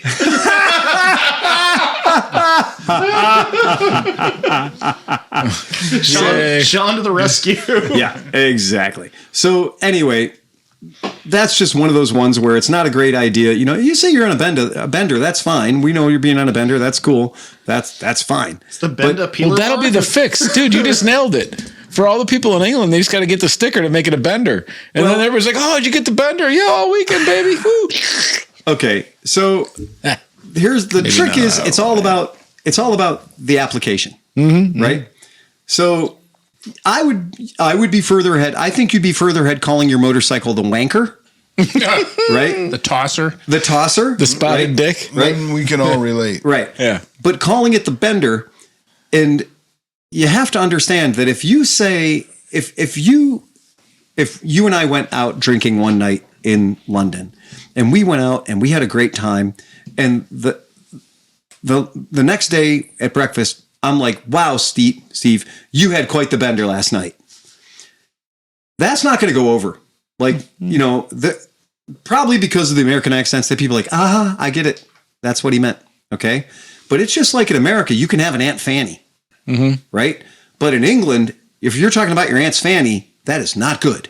Okay. Because they're different things. Fanny over there only means one thing, and it's your front bottom. So, right? So what you're saying is Cleveland Motorcycle Company a few years ago, or whatever the CSC was, missed out by not calling their bike the Steamer. The Steamer, exactly. Great example, right? If you're like, "Oh, I had a Cleveland Steamer last night," right? That's why there's no hot dog shop called Cleveland Steamers, right? Because that's already been taken, right? And the people that took it said that a Cleveland Steamer is what the Cleveland Steamer is from now and forever. If you did have a hot dog shop down in the downtown, and it was called Cleveland Steamers. Yeah, and specialized in thick chili. You would be selling so many hot dogs. Just be Johnny's got a great new business I'm gonna idea. go get us Cleveland Steamer. Right. If the I t-shirts, the merch alone. If I say For last night, $10, they'll serve you on your chest, laying on the bar. right?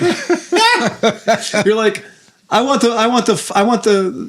the Cleveland Steamer the whole way. Yeah. And they're like, lay down on the bar. Yep. Don't do it. Would you like extra brown sauce? $10 savings downtown. Dude, you can have it. You can have like a fake butt come over and dump the chili. The merch alone, we can make a fortune. Why are we in motorcycles? One of the comments that I'm getting on my Facebook thing says, if you say he's going out on a bit of a bender, then he's going out on a pub crawl to get pissed. If you say he's a bit of a bender, then you're talking about homosexual. But if you say he's a benda, not a bender, benda, then you only mean homosexual. So bender, drinking. No, you mean extra homosexual. Either way, right? Yeah, right. So bender can be drinking and it can be homosexual. Take the ER on the end, turn it into an guaranteed. So completely opposite of our whole problem with the ER. Right. Yeah. So you don't want to. Yeah. So just a whole nother level of this stuff. So nothing good. So the company did no research. No.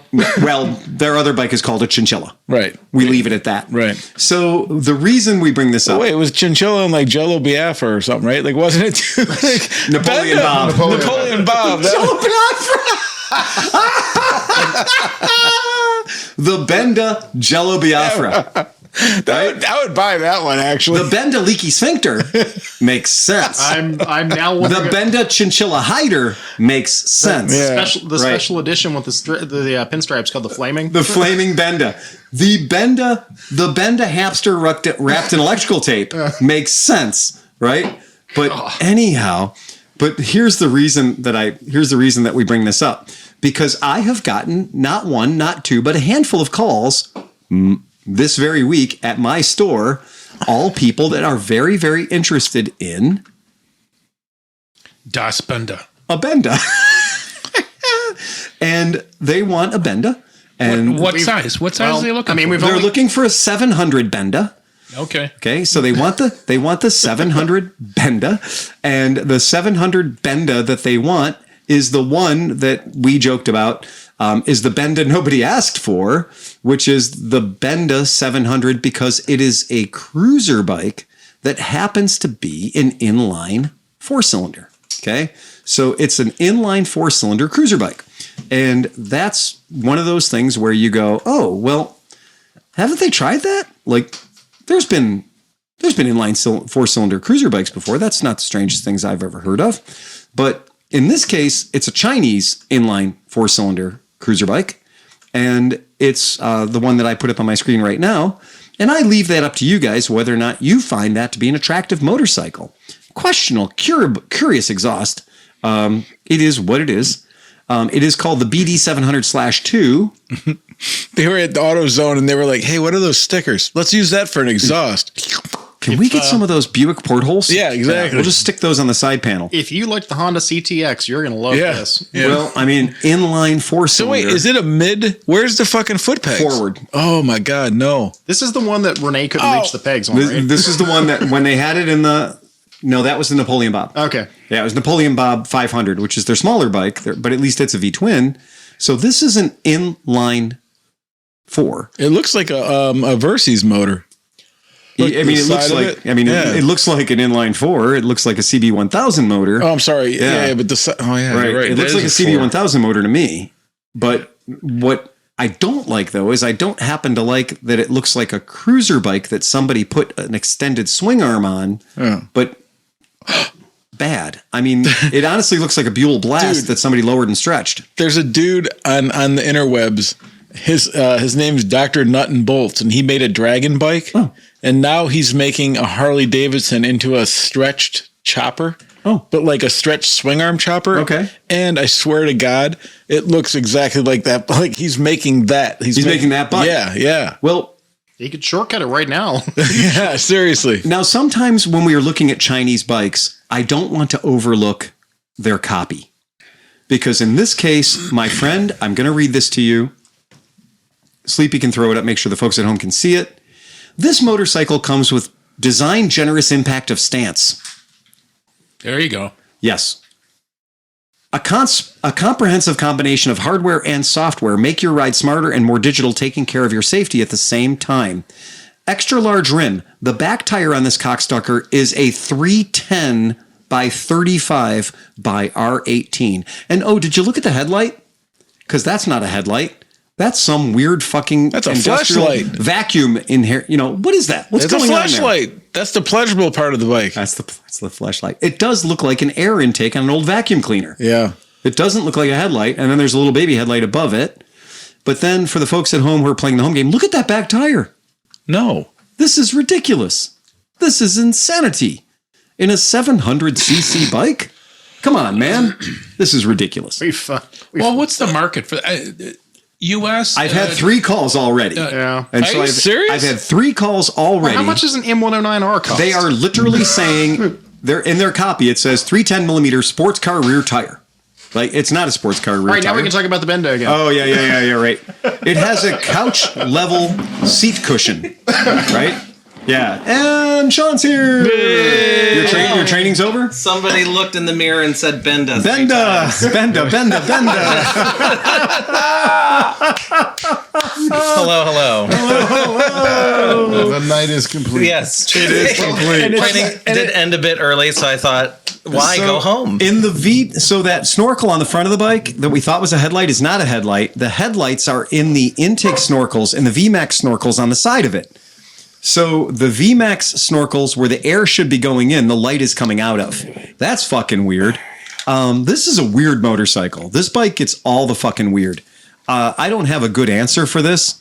I do have an answer to say that it is the most Chinese thing that's Chinesed around here in a very long time. You know, I'm going out on a limb here and saying after last time saying literally every freaking bike looks exactly the freaking same. Okay. No. And the fact that this doesn't This look doesn't like look the same. everything. No, but do you I'm good remember? with this. Do you remember when we were at the AIM show last year, and there was that other one that was an 800cc? What is this one? Thunder This Chicken is Falcon Brain? 700cc. So this is a different brand though, because remember it was the other one. They had the red sport bike thing that was like the That Jama was a Schlappa. twin. Oh, it was 800. okay, yeah, but it Right. still had that 300 size fucking It giant had a tire. giant, ridiculous, and it kept falling over. Yeah. Right. The guys kept picking it up. And it was a 300 V twin. And I think it had a seat height of like 12 and a half inches It or was something super low. like that. But everybody who got in it, it tipped over. Yeah. Like everybody who Yeah. got on it because the tire is just a circle. Yeah. Yeah. But so this bike, now here's what's fucking driving me crazy about it is we've had 3 phone calls about this particular bike. And you know how I am. Benda is imported by Benelli Kiwi USA, right? Mm-hmm. Yay, that's great. And so that is a brand we carry. And Tom remembers the guy showed up with an 18-wheeler at our shop. Oh, yeah. And we were like, is there a chinchilla in that vehicle? And they were like, there is. And I said, is there a Napoleon Bob in that vehicle? And they said, yes, there is. Can we roll them out for you? And I said, no. No. Because I don't even want to tease you with the idea that you're going to walk out of my shop with an order today until you fucking fix that. Because until you fix that, we ain't ordering shit. Because I'm not going to have a chinchilla and a Napoleon Bob in my showroom. Sorry, not going to fucking happen. Right? Just based on the name. Just based on the name. Okay. Well, just based on I will be the fucking butt of everybody's jokes. Have you been to ClevelandMoto? Well, I have been. They seem like nice guys. Are you aware that they're selling chinchillas there? Right? Oh, my wife would be protesting the shop. Your wife would be protesting. She'd be like, they sell chinchillas for fur. And I'm like, nah. Well, so among the names are Chinchilla 300. There's a Rock 300. There is a Rock 300. So I got to give these guys a little bit of outside There's of the also names. a paper and a stick. Give them a little bit of credit because they got a 250, they got a 300, they got 500s, and then they got the 700. So to me, they are looking to a certain market segment of the lower size motors and saying, we're going to give you guys something that actually looks okay. You can, the name aside, I don't care about the name, but I think that it's pretty forward thinking because they don't start at a 1400 and that's the smallest bike we got. This is China. So in China, you can't start at a 1400. And these look American. But here's the problem, though, dude. No, wait a minute. Okay. So if these are being sold in Southeast Asia and stuff like that, these look like American muscle bikes. They do, and you guys have ridden them. And that may be just what people are saying, shit, we'll buy the shit out of that stuff. Well, but the thing is how do they, I'm sure in the other countries, to your point, they probably don't care about the name because it doesn't mean the same thing here. But if you're going to try to get a kid to already ride a 300cc bike and then call it a fucking vagina, he's not going to buy it. But what if they call it the Rock then? Okay, let's get over Chinchilla and say it's a 300 Rock rather than 300 that would Chinchilla. be great. But what we're saying is that it's not going to sell with the name Chinchilla in it. Nobody's buying that bike. I'm still trying but they've got two bikes that are exactly the same. One's the Chinchilla and one's the Rock. Who gives a fuck about the name? I settle down. Well, Smith is mad. I get a little fuzzed up on that, but But like, who are you mad at? I'm confused. but think about the best intentions can go awry with bad branding. settle down. Yeah, right. No, you don't have to settle down. Well, hold on, Stay because feisty. Because the thing is, the bikes are nice looking. Like the motors were tight looking. It looks like the tooling was nice. Everything on them was a nice looking bike. so I'm going to pull a picture up on the screen. Okay. Tell us how you really feel, Chris. And if you guys are sitting here at this table I right think now, you're pounding your hounds over the name. I don't care. if you guys are sitting at this table right now, you're right. You are right about that, Chris. It probably could be a great bike, but we just get lost in the chinchilla name. I agree with that much. I'm still trying to figure out what goes in a Napoleon Bob. Is that a champagne drink or Yeah. three parts removed. it's like a French 75? 3 parts removed. Yeah. Thanks for The, fucking waking me up. Too, Okay. by the way. Now, I don't know if through your fucking drug-addled, liquor-addled haze, if anybody remembers the red motorcycle I made everybody ride last year. Yeah, we loved it. Yeah, the Harley 400? 350. 302. 302. Look at the screen, people. Yeah. Look at the screen. Okay, so I let all you guys ride the QJ Motors 302, called an SRV 302S. Everybody rode it. Everybody said they liked it. Everybody said it was a great bike. It's the bike that you see here with a slightly different gas tank. Because QJ is Benda, is Keyway, is QJ, is Benelli. Put whatever fucking name you want on it. A rose is a rose is a rose is a rose. So a QJ SRV 302S, we all liked that little V-twin. We all thought it was cool. Yeah. And we all thought, kind of curiously, that in its orange or red livery, it looked enough like a Harley Davidson to make people be like, oh, well, that's cool. You know? I like a little V-twin motorcycle that looks like a Harley Davidson. And it rode great. And it did look really cool, and it rode great. It rode fantastic. So if you liked it, I hope you liked it, because it's the same fucking bike, right? Mm-hmm. That V-twin 300 was a bike that we all had fun riding around on. What's the difference? Well, what the difference is when we say, one, is it QJ? Is it Keyway? Is it Benelli? Can somebody please help me narrow this down? Will the real Slim Shady please stand up? Because I understand that your Loncin and your BMW 900cc's are ultimately the same bike. Mm-hmm. But in our country, we're more comfortable if you don't call it a Loncin 900. Okay? Right? So if I show up on my BMW 900, we're all cool. Everything's fine. That's great. Spend the money, buy the bike. But if I show up on my Loncin 900, Well, we're going to have a little problem because it takes a little while for the American consumer to warm up to certain things. The American consumer took a while to warm up to Honda 600cc cars, right? So the Honda Z wasn't like hit the showrooms and they sold out of them in the first week. It took a shit ton of Honda Civics to get to the point where, the Honda CVCC, it took a hell of a lot of those to get to the point where people were okay showing up to work, riding, or driving a Honda Civic. The same is true with the Volkswagen Beetle. For a whole long time in the late 50s and early 60s, Volkswagen Beetles were not desirable cars. They were cars of last resort. Look, it doesn't even have a radiator, right? So that kind of a deal is a tough one. The reason that I think we're going to have a problem is that this company needs to be acknowledging their United States market. And if they're going to come into the United States market, just like Marini did with the Vettore, when it was the Allthrike, they went, we all looked at them and said, that ain't going to work. And Marini said, okay, we listened, we heard you. The Allthrike is now the Vettore. Right. Right? Sure. That's the right way you're supposed to respond. And by the way, if you are trying to sell your small Chevrolet in Mexico or Spain and it's called a Nova and your Spanish-speaking public goes, that means it doesn't go. Yeah. Right? And they're right. You don't call it that in that market. You change the name of the vehicle for that market. Right. That's the same way that the Himmler didn't sell well from Volkswagen when it came to America. They had to change the name, So they said Passat instead. So that was the Wilhelm scream horn was just weird. Yeah.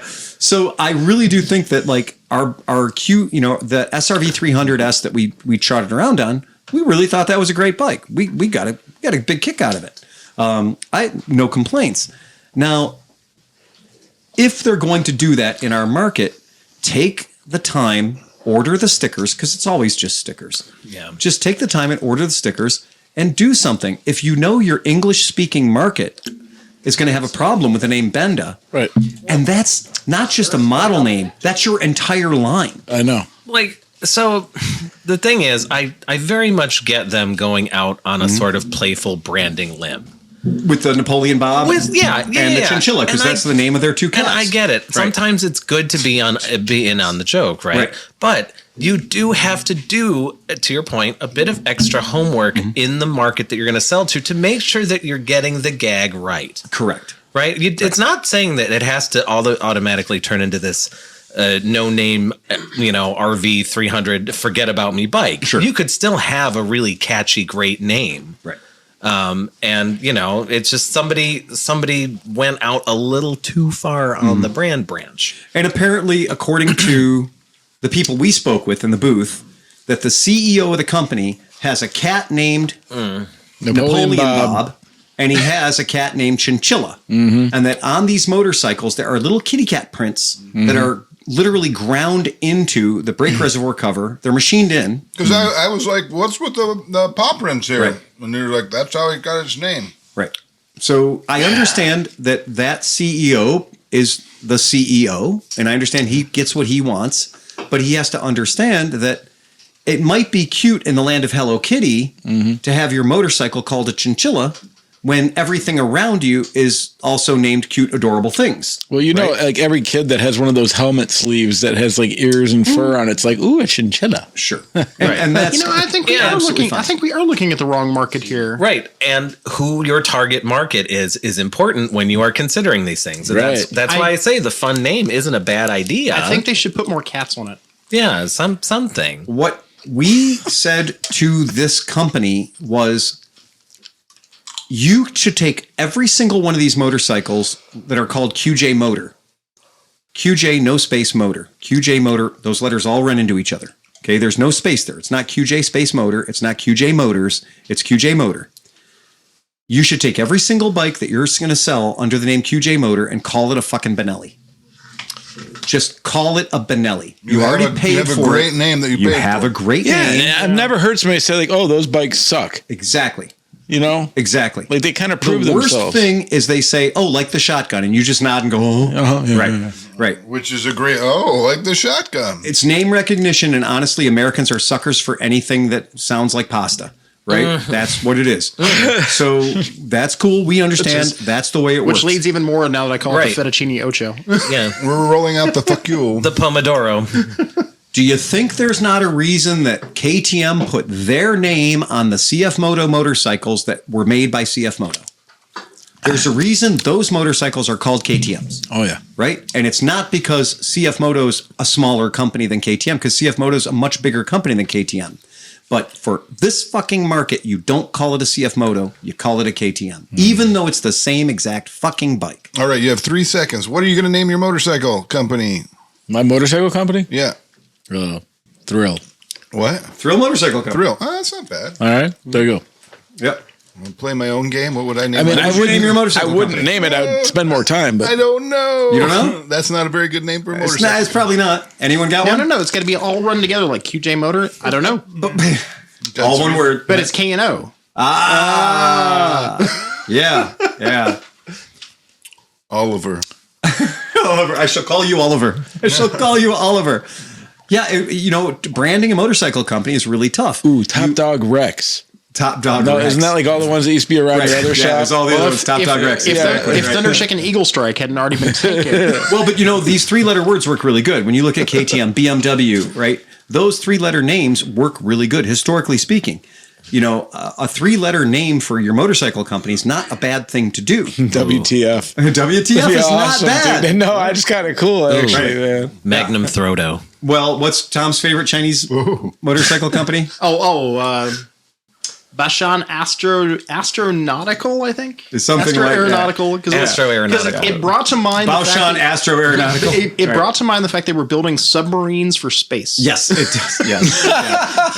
Yeah. And that is all true. So again, we're just thinking about when your primary name, when your big name, We've got it. like if Ford Motors wasn't called Ford, if it was called Dork, right? Still 4 letters, still easy to pronounce in any language, right?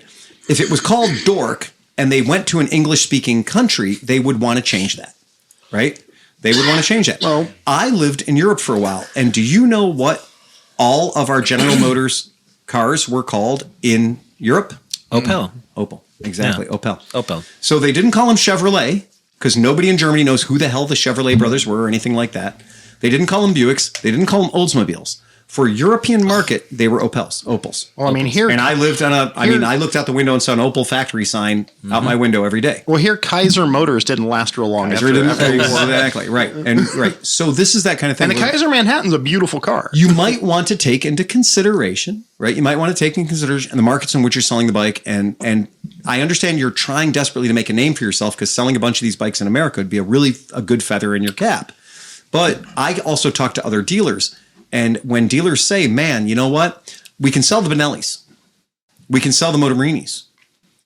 We're having trouble selling the same bike as a QJ, as a QJ motor. Keep in mind, it's Genuine Scooter Company and not PGO America. That's another good one. That's another good one. And also, Faggio. Like we're thinking about right? The Grand Theft Auto. If we're talking about Grand Theft Auto, It's Faggio. right? I swear to God, the first time I played the game, So close. and they didn't want to use the word Piaggio, and they probably couldn't use the word Vespa. So in the video game, which accidentally sold like 90 billion copies, Yeah. right? The scooter, should you choose to ride the scooter in the game, you are riding a Faggio. The Faggio. And it is yes. absolutely Faggio. And I was this close to getting that plate. Yeah.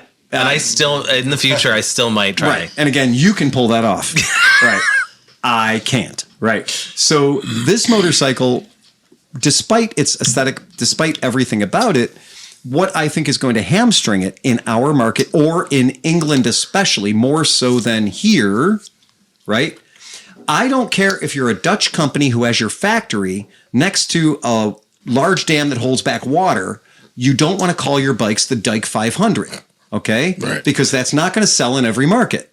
You might want to change your name so that in English-speaking languages, your bike is instead called the Holland 500, right? Or, My motorcycle Watermaster. company is The going Amsterdam. to be called the Fart. the Fart! Fartronics.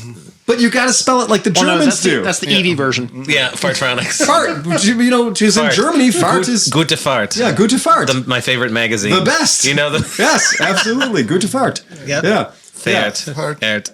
I love it. That's fantastic. So, I mean, that's just one of those things. It will give new meaning to giving her the beans. No, The fart. Yeah. Have you seen the Fart 300? No, but I heard it's coming out. Now, I would also say that if you are going to go out on this like branding limb, the other worst thing you could do is simply just put it out there and leave it. If you're going to go that route, it would probably benefit you as a brand to do a proper actual campaign of some kind. If you're going to go in on the joke, get people to go in on the joke with you. To the earlier point about the Beetle being not exactly the car you'd necessarily want to have, VW figured that out in their advertising. They poked fun at their own car for years. Absolutely. And they were in on it, and everybody loved it. Right. My motorcycles sound kind of funny, but they go like hell. Right. Yeah. Something, Right. Sounds weird. Goes like hell. Have at it. After a good meal, you like to have a good fart. That's it. Yes. Right. Yeah. I mean, it's a pretty easy one to work with. It's really funny that Dan just showed up in the chat. In the chat? That's funny. For the bean conversation. For the beans. What I will say is, those of you who remember a certain time, we had Dan. Scooter Dan, the world's greatest podcast listener. Yeah, that's right. He is the world's greatest podcast listener. Just so those of you who will remember talking about Dan, in 2002, a crime was committed against scooter dealers in America because one of the only bikes that we could sell people was called the Bajaj Chetak or Chetak scooter. And it was hard enough to get people to say Bajaj, and then it was doubly hard to get them to say Chetak, right? And there's a whole legend behind it, and it means a lot if you're in India. Well, and you didn't know when to say. No, legend's a different one. That's the other one. But you didn't know when to say when to stop the Bajaj. It was Bajaj. Like this, I didn't know. And we had our local guy at the gas station that said, "Oh, you have a very nice Bajaj." Bajaj, right? And he put the extra emphasis on the Bajaj. Is it a boy or a girl? Bajaj. Congratulations to you and your wife. That is exactly, and your lovely wife. So when we were all just about fucking sick and tired of describing, we had some real losers. I mean, in the early 2000s, we had a bike that was called the Bet and Win. Yep. Yes. And that's the opposite of the fart. Hey, so sometimes you bet and win. When you bet and lose, you get a fart. A super fever actually popped up on Marketplace, and I went, "Oh, whoa, wait!" We had a super fever. One of my mottos would be the shits, and then the other one would be the giggles. The giggles. Well, the runs. Sold as a package deal. You got a fart 500. Oh, it runs. It really runs. It runs. You can have the little 125. You can be able to trots. Yeah, that's right. Yeah.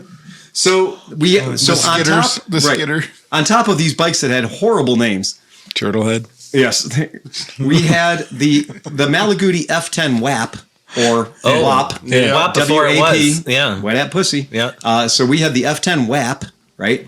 That was a real thing we had.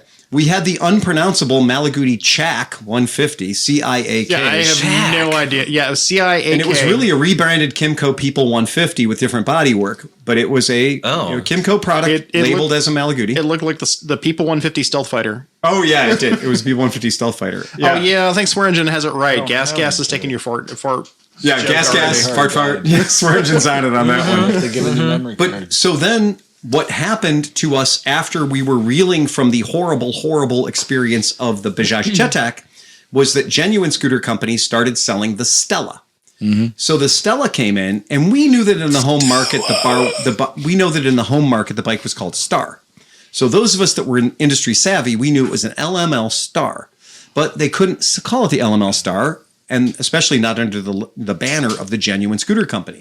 So they called it the Stella, and that's not bad because you're like, Stella, streetcar named Desire, all that cool shit. That's great. Stella. But now we're going to talk about the American buyer. The American buyer is a piece of shit because they will not buy a bike that has a lady's name. That's a fucking fact. Yep.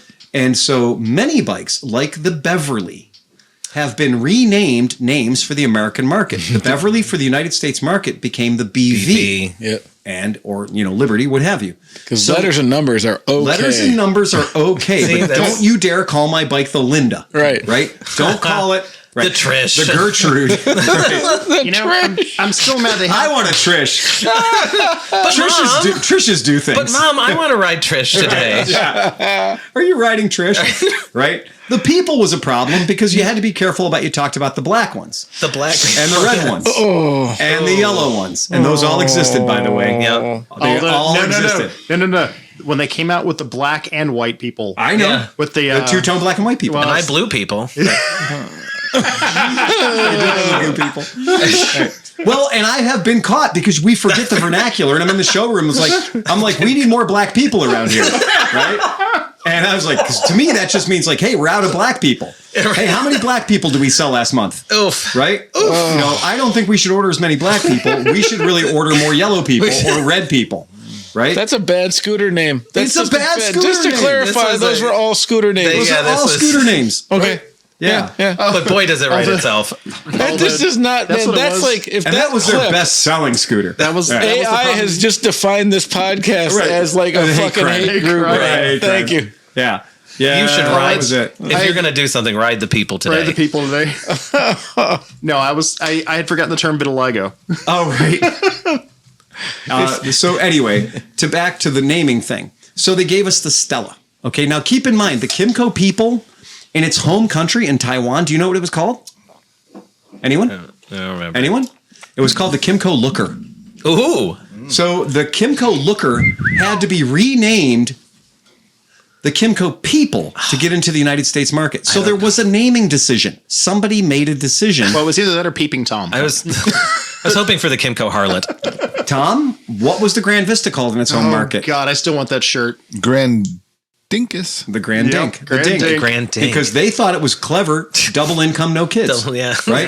Grand So Dink. they thought the bike being called the Dink was a great name. And I was like, Dink yeah, is another word for dork. Yeah, 'cause there And the was a- guy from Taiwan was like, what the fuck's a dork? That's a great name. And I was like, There's a dink and a Grand Dink. I always forget that. there's a part. Dink and a Dude, Grand they were Dink. like the dork. That's like the Grom. Give me that name. Give me that name.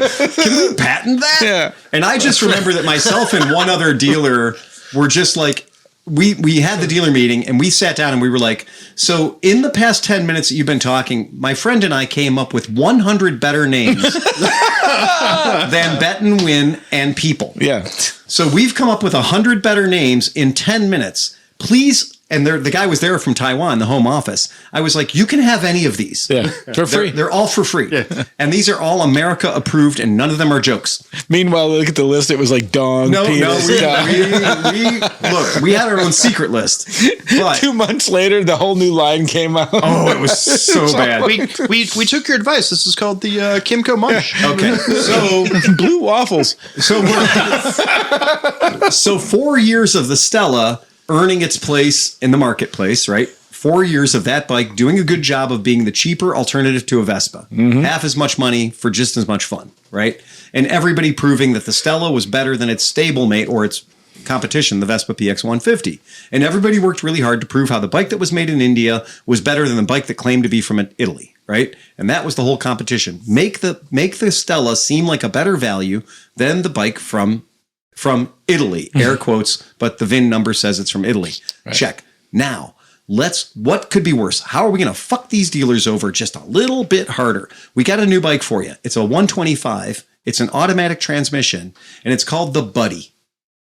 Now, I'm going to tell you. It's the Boo Boo. The Boo Boo. I'm going to tell you, in its home market, it's called the Boo Boo or the Ligero, depending on which market you're Now, in. see, they could have leaned into it with the Bears. Like, hey, boo boo. I would have bought a scooter with that dude saying that. You have to get the branding. Yeah. B-U-B-U, which is Yeah. another colloquialism for my little friend. Like, oh, boo-boo. Right, a little friend. Yeah, Little friend. Ligero, which Ligero, Ligero is Well, your little friend, right? Well, Lego. Well, that's what I thought would be great. There's Yeah. also Boo Boo and Doo Doo, Right. Which are the two little bears that run around. Becky loves that. Oh my God. I'm And so- very happy with Buddy as a name. Yeah. Buddy, So- you can work with. yes. They, And so- should have just paid the money and licensed the theme song that my buddy, Well, my buddy. Yeah. and I have that shirt that you have at the shop that says "Do it with a buddy." Do it with a buddy. And every time I wear that, somebody loves it. So And Sean gets lucky. when the bike showed up, the guy who named it, the guy who branded it, the guy who branded it we were like, okay, this is a problem. Because one, everybody my age was like, my buddy and me like to climb up a tree. It's a doll for boys. When okay? you said this, I don't know why, but I Yeah. imagined that pineapple pen guy, like standing there. Remember that pineapple? Yeah, pineapple pen, yes. Like with the fucking sash around his neck. Which I came don't up know with that, the name. but yeah. You know, Sleepy, this is why they just banned your drink. I don't get this reference. But anyway, I cannot believe you have not heard that. pineapple pen? I don't. Oh, God. I'm just Look, not. it's the Yeah, video. yeah, You can't do it. I because can't. I'm not gonna Yeah, do you it. can't, but like the guy has a look, and I just imagine this PAPP. guy, this Well, you know looking the- like that, you know- saying, I came up with the name, Buddy. It's, Okay, all right. It's so, like the Japanese yodeling guy that yodels to chickens in German. long and short of it is the Buddy scooter comes out, and now we have a problem because first of all, the Buddy is immediately diminutive. It is not the least bit masculine, right? It is a name that everybody that comes in the shop goes, you know, this is fun and all, and this is cool, but I'm not going to ride a scooter called the Buddy. So anybody that we had in the shop, any potential customer had to get over the name. And it took the bike several years of true rock hard performance and being the best thing in the world. His buddy was rock hard. Nothing better than a punching rock well hard above buddy. its weight. That bike had to be so good to overcome its name. Hey, buddy. It became. Bike was better than its name. Had yeah. it been called the Ligero, which means light, like, you know, light, it would have been fine. I might also say Yeah. for the buddies, in the buddies specific case, the fact that they kind of leaned into some theme editions probably didn't hurt. Did not hurt. Helped embrace. So like You said it. Yeah, Extra like- marketing. extra marketing. Extra so like, marketing. yeah, sure, it's a buddy, but Right. it's French or it's Italian Right. edition The or it's Pamplona. the Pamplona, Pamplona. right. Yeah. Yeah, You exactly. could just say, I have the Pamplona. Oh, yeah, You know, and- you could just do that. What's funny- Blackjack was a great one. Yeah. Yeah, His- blackjack. we He's have one in got the a shop. blackjack. Yeah, we do. Got. I have all the black buddies now. Oh, really? Wait. Hey. No, no. If they made a black buddy, I've got it. Put it next to the black people. Right. Hey. So when Phil McCaleb designed the Buddy Italia, which again is the biggest fuck you in the world to Vespa, because we're taking a bike that is made by PGO, which was a functional producer, slightly subsidiary of Piaggio, like an authorized manufacturer for Piaggio, because PGO had a lot of Piaggio. They made a lot of shifter scooters in the 70s and 80s and everything else. They were an authorized manufacturer of the Vespa product in Taiwan. So for Phil McCaleb to take a PGO product and slather it with olive green Italianness, including Italian flags all over it, call it the Series Italia, put white wall tires on the cocksucker, That's and sell it, even the people in Taiwan looked at that and went, oh, yeah. yeah. And so That's they... being in on the joke. Yes. And so Taiwan started doing a version of our Buddy Italia. Now, what do you think the people in Taiwan called the Buddy Italia? Oh God. Lasagna. The Mario? Not the D word. The America. Oh, the America. Oh. What? And that didn't work, so they renamed it the Army. So because it was green, and again, Taiwan sensibilities being Taiwan sensibilities, Wow. right? I was off. Yeah. We Yeah. It was literally sold in Taiwan, initially branded and badged as the USA, the America. And then they changed it and they left the red, white, and blue flag on it and they called it the Army. Wow. And that is one of those crazy, crazy things. But that thing was a real thing that they sold using Phil McCaleb's design. They just rebadged it, and it was silly. I mean, it was silly as hell when we started seeing that thing showing up in the motorcycle show circuit as that particular name. Super crazy. But yeah, so that was nuts. Here we got a pretty interesting comment from Fat Guy on a mini bike. He says, seriously, look up the video for the EICMA 25 Hero Motorcycles booth. The Hero Harley Davidson 440 has 3 trims, looks good as shit, and HD said the Sprint would have 3 models too. Exactly. Yeah. Yeah, that's that right there is, we talk about, they always say, we're not going to bring this to America. All right. It's just for the European market. It's just for the Indian market. It's just for the Chinese market. Is it? How long? Yeah. How long? So you said that's the EICMA was it Hero? Yeah, Hero booth. Yeah. The Hero booth. I remember. Yeah. And maybe next year I might go. We'll see. Right. We'll see what happens. But I'd be into it. Well, I mean, come on. Right. Italy. Yeah. Italy boys. That's what that is. Ciao. Welcome to Italy, girls. That idea of, this is a bike that we're never going to have. We're never going to bring it. We saw the Hero we saw the Hero at the AIM Expo was called the Maverick, right? And we were like, oh, they're trying way too hard. Yeah. And that bike is the bike that ended up getting branded for the Harley Davidson line. So, wow. Yeah, it's bonkers. It really is. All that stuff that Hero's a massive company. You cannot grasp how big Hero is. It really is insanely big. I mean, that company's over the moon large. And Hero makes Harley look super small. Mm-hmm. So the fact that Harley's going to go to Hero for their Chinese manufacturing, right?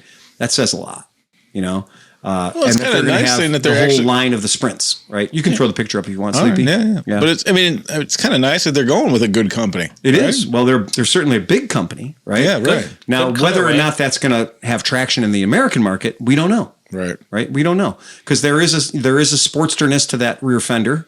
Right? Is it plastic? It's the thinnest plastic in the world too. Looking at it, oh, that's terrible. Yeah, that's pretty bad. You can see light through that plastic. What's the opposite of my normal noise? Oh, this is not that good sound. This is definitely not a good sound. But again, for their market, Harley Davidson's going to sell a shit ton of bikes and motorcycles. Harley Davidson needs to sell a bunch of bikes in China. That's where the market is. So if you sell 10,000 bikes in China, that's the equivalent of selling 2,000 bikes in America. But if you're not selling 2,000 bikes in America, 10,000 bikes in China is pretty awesome. Yeah. Yeah. That's where. I mean, and I understand that these bikes, if they're decent, right. in other parts of the world, they're going to be loved and admired. And I don't want to take anything away from everybody that's going to be stoked about having a motorcycle, but I just don't see them doing super well here if they do make it. Right. And I would not be surprised if we didn't see the Hero Maverick existing at the Harley dealership. And then a QJ Motors bike existing, like a QJ 400, existing in the Chinese market. Because remember, China has no problem with one brand having bikes that are made by 3 or 4 different companies. Right. China has no problem with that. China has no problem with your company being like, okay, you're CF Moto, but you share this bike that was not made by CF Moto with Moto Morini, because that's what's going on with your Vittori 450 and your Ibex 450. Well, the auto dealerships have been doing brands have been doing that for years. Yes, they have. Yeah, I want to see the ADV version. The Danger Zone. The Danger Zone, absolutely. Yeah, it pairs well with Maverick. Hero Motor Corporation trademarked the term Harley Davidson Nightster 440. So you've trademarked it. That's your plan. And if you're going to have a 440, it also says they have eyes on. They also have eyes on a 600cc class as well. So yeah, it would not surprise me to find that there is a QJ Motor built Harley and a Hero built Harley, or a Bajaj built Harley in the Indian market. Yep. Right. Let me ask you something. Do you still have that picture pulled up on your computer? I can pull it up pretty quick. Because I was going to say, do you ever see, like when you have this thing pulled up and you see those fenders, right? Like, I don't think the bikes look terrible, right? But when you see that and it looks like a plastic fender, do you think that they would do something like maybe make that metal if they brought it here? No, I'm serious. Because of the market, they because I'm sure if it's in India, they don't give a shit as long as it looks like that. They're stoked. Yeah. But somebody might come here and they might flick it and be like, oh, it's a plastic fender. Believe me, that was happening all the time. When you looked at the Harley Davidson Street 500, Street 750, you walked up to that thing, you looked at it and you're like, that's weird. But then you touched it and you felt the controls and you're like, that's garbage. Yeah. And that's why dealers would hide them in the corner of the showroom or say, yeah, the truck dropped that. It got damaged. We can't sell it. Yeah. And that's why a lot of dealers they took the 2 or 4 they had to take and then they hid the rest. Or they, say they were damaged in transit or the motor blew up or, something to make that fucking thing go away. They used them as training bikes mostly, and that's what they're doing now with the QJ Motors that they have at the Harley Eagle Rider program or the Harley Rider training program. That's what they're doing. Is it? Yeah, you're right. You know, that probably plays well in the Chinese market, Asian market. They overlook that. That's something they're used to seeing. But to us, that's like, you know, seeing the gas tank seam on the bottom of a motorcycle. We're like, oh, that's a sign of cheapness, right? It just, we see that. Our eyeballs pick up on that real fast. So a very, very interesting thing. We talked earlier about how great Triumph was doing. Like, you know, the new models, everything pretty fucking rad, right? Oh no. The Harley Davidson Cheetah 1200. Oh fuck, man. Especially look it up, guys. Go at home and look up the Indian story of the Cheetah. What it is, what it means. And when you learn what it is and what it means, you'll understand why for the Indian culture, naming a motorcycle a Cheetah was a really good thing to do. It would be like for all the kids that grew up in the 50s in the United States, if we called your motorcycle the Silver 1200, like Lone Ranger's horse, right? I can't remember what was Roy Rogers' horse name? Trigger. Yeah. If you call the bike the Trigger 1200, that's a pretty goddamn good name. With a T, big T. With a big fucking T. Just making sure. Right. So yeah, I got triggered. Yeah. Well, so did I when he stuck his finger up my butt. Yeah. That happens.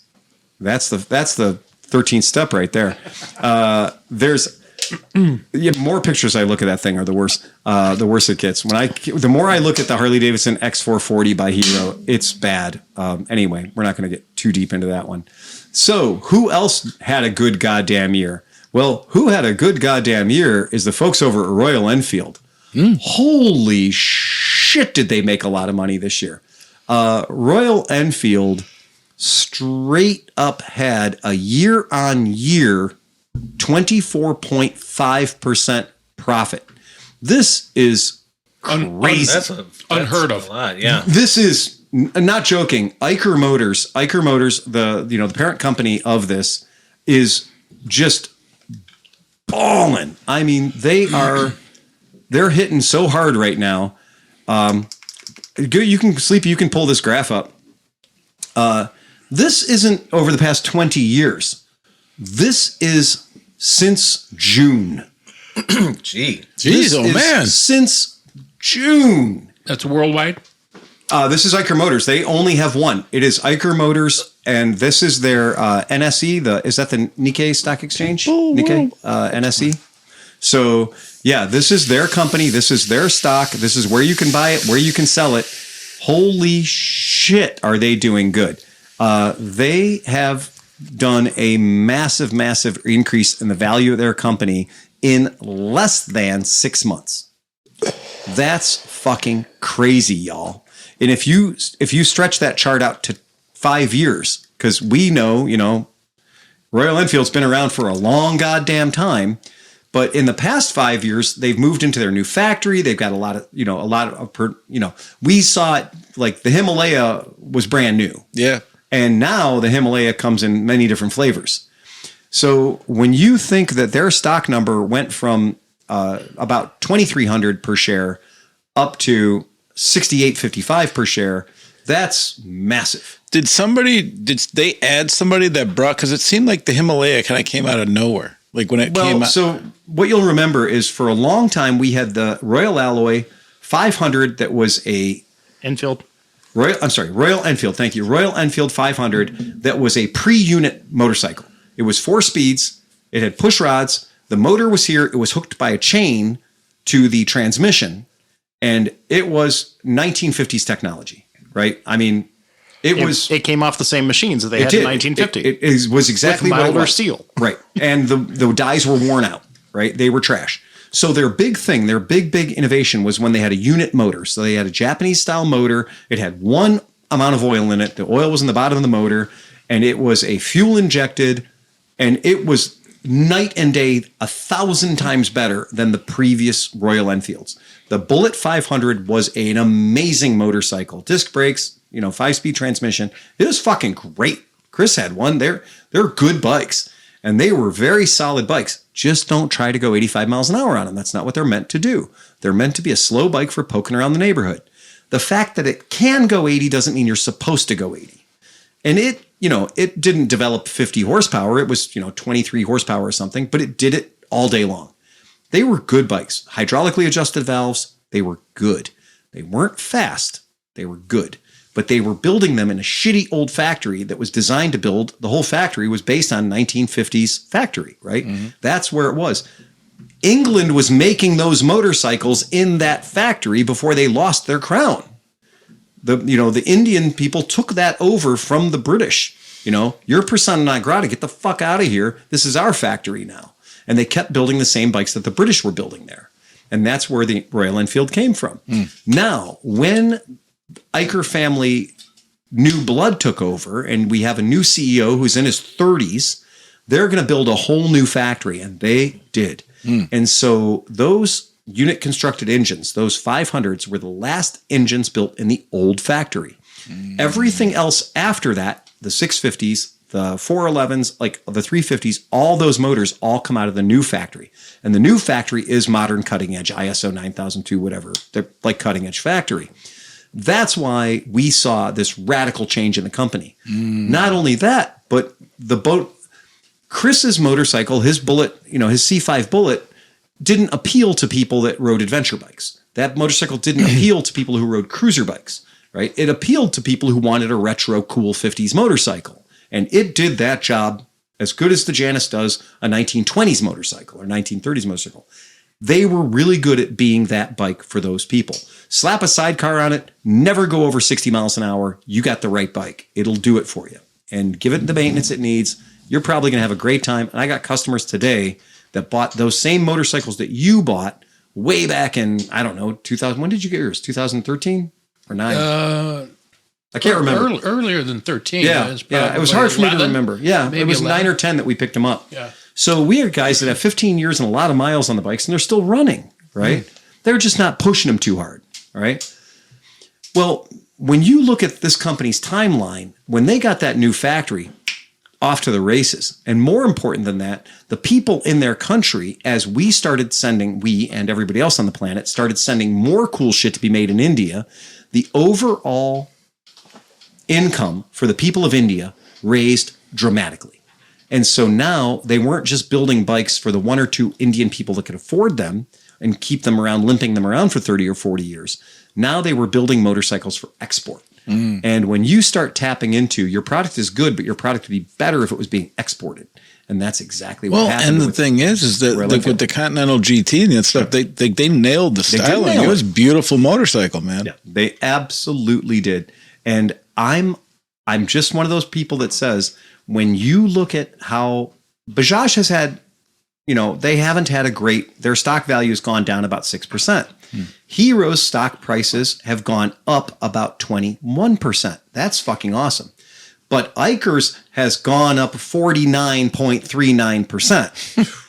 That's noteworthy. Is there another company that's done that? It's a pretty huge jump. I mean, Google, obviously, and those types of. I forgot about those types of. Do you mean industry specific? Yeah, because you can't. I mean, the tech bubble stuff. That's hard to even monitor all that. Right. And that, let's look at Triumph motorcycle stock, all right? Because we'll just kind of compare them because they're doing great, right? Yeah. So we'll take a look and see where their stock is. And if we look at, Triumph motorcycle stocks, it's Bluer Holdings Limited for the record, if anybody wants to look it up at home. You blew your holding? Yeah. Bluer. Bluer, hardly newer. Oh, man, same thing. Right. So let's see what their share price is right now. He blew it himself. Oh, man. What's funny is when you look at... God, they've got a lot of cash on hand. Oh my God. They do okay? 184. Is that billion? No, it's 184 million. Their net worth is 1.2 billion. Oh, wait. Good job, Bluer Holdings. Well done, you. And that's in pounds. Those are big dollars. Oh. Yeah. Yeah, those are big. So let me see here. They're big numbers for those guys. Yeah, I don't. God, why is it so hard? And Yahoo, I can get a picture of anybody's stock ticker ever, and there it is. Yahoo Finance UK. There we go. All right. Oh, they want to make sure we ask for all that. Okay. You got a paywall. I just had to promise. Right. Yeah. Trading feet pictures for access to this website. Yeah, they're tough. Fuck that. I can't do it, guys. Sorry. Every time I try to look up Bluer Holdings, it comes up as Better Home and Finance Holding Company. I'm going to try it the dumb way and just type in Triumph Motorcycles. Yeah, we'll see what happens with that. Nope, nothing. Okay, so we can't go down that road. Sorry, it's a fail. We tried. It didn't work out. Somebody will post it up. So we'll track it down in the show notes for you.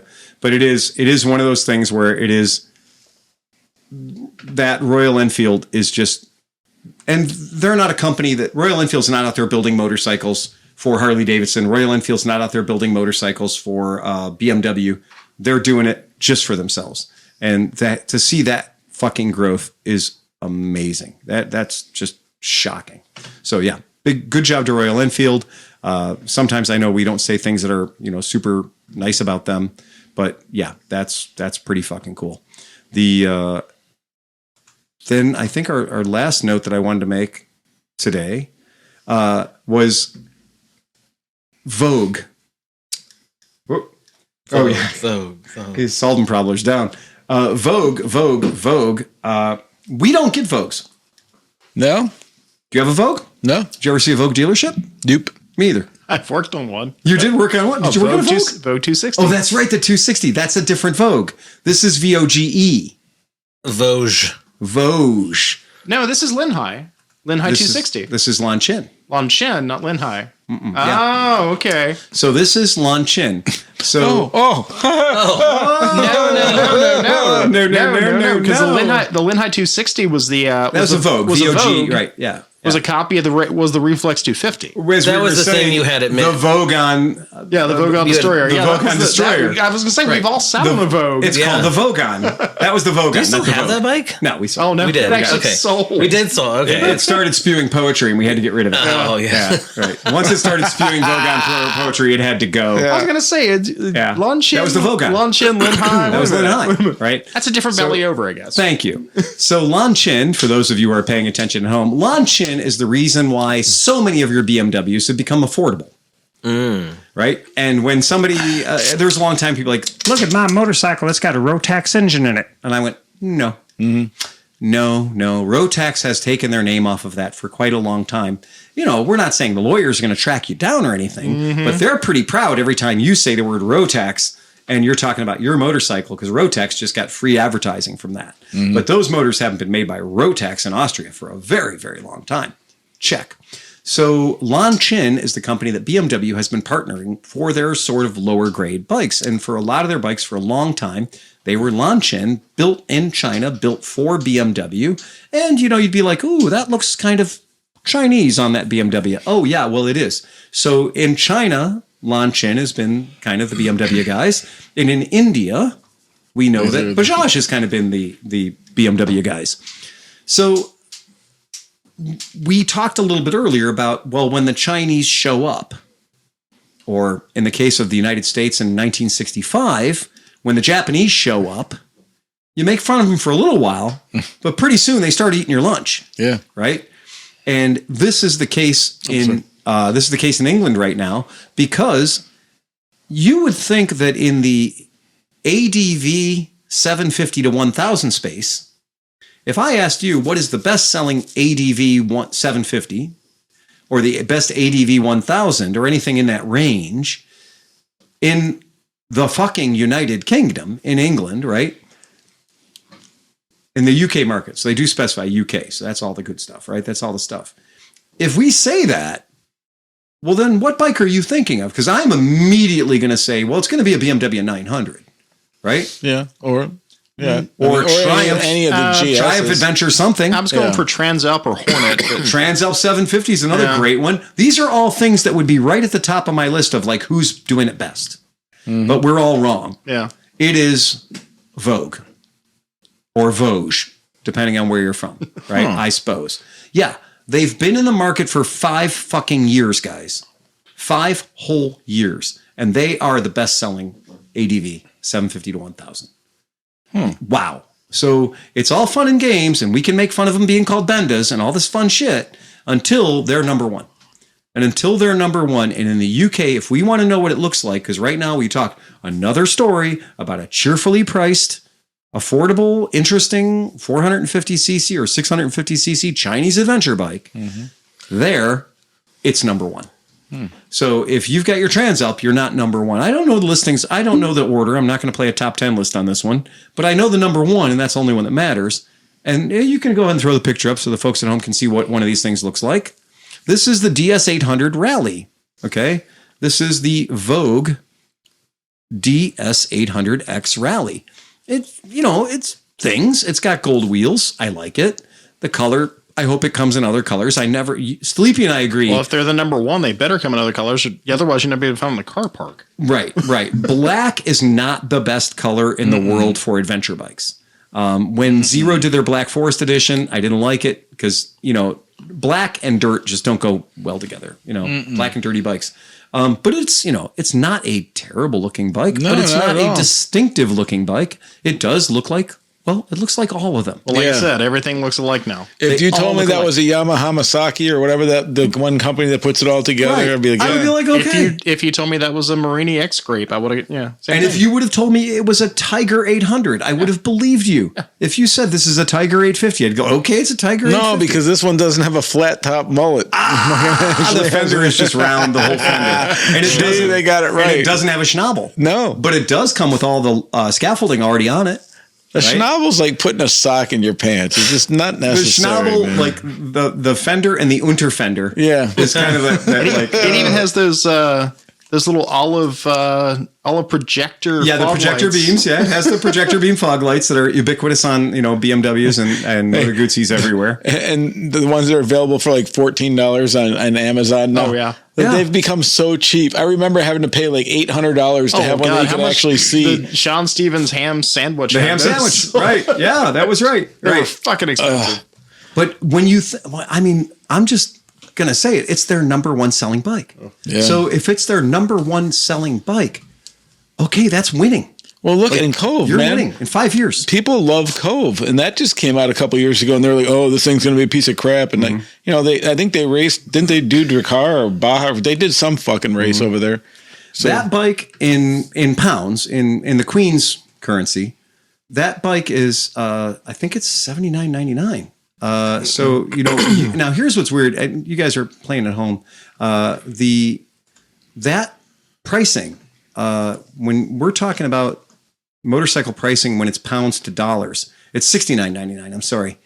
Most times when you see a motorcycle listed as with a UK pounds price and they bring it to America, it's hilarious. It's the same number.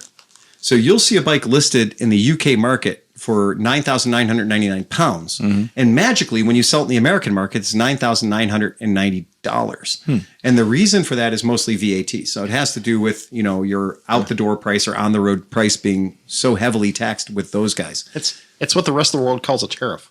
Exactly. Oof. But, it's 800 cc's and it's 93 horsepower. So you got, not a bad bike, man. that's not a bad bike, man. But the question is, does it hold up? Well, they've only been selling them for 5 years in that country. So, but it's number one. So sometimes I guess a price point will get you there. Yeah. Tom and I know because of the Royal Alloys, like this fake Lambretta that runs a Piaggio motor in it. And then there's also the actual called a Lambretta 200, which is I think SYM or... Yeah, I think it's SYM. Historically it was Sim. I think it's SYM.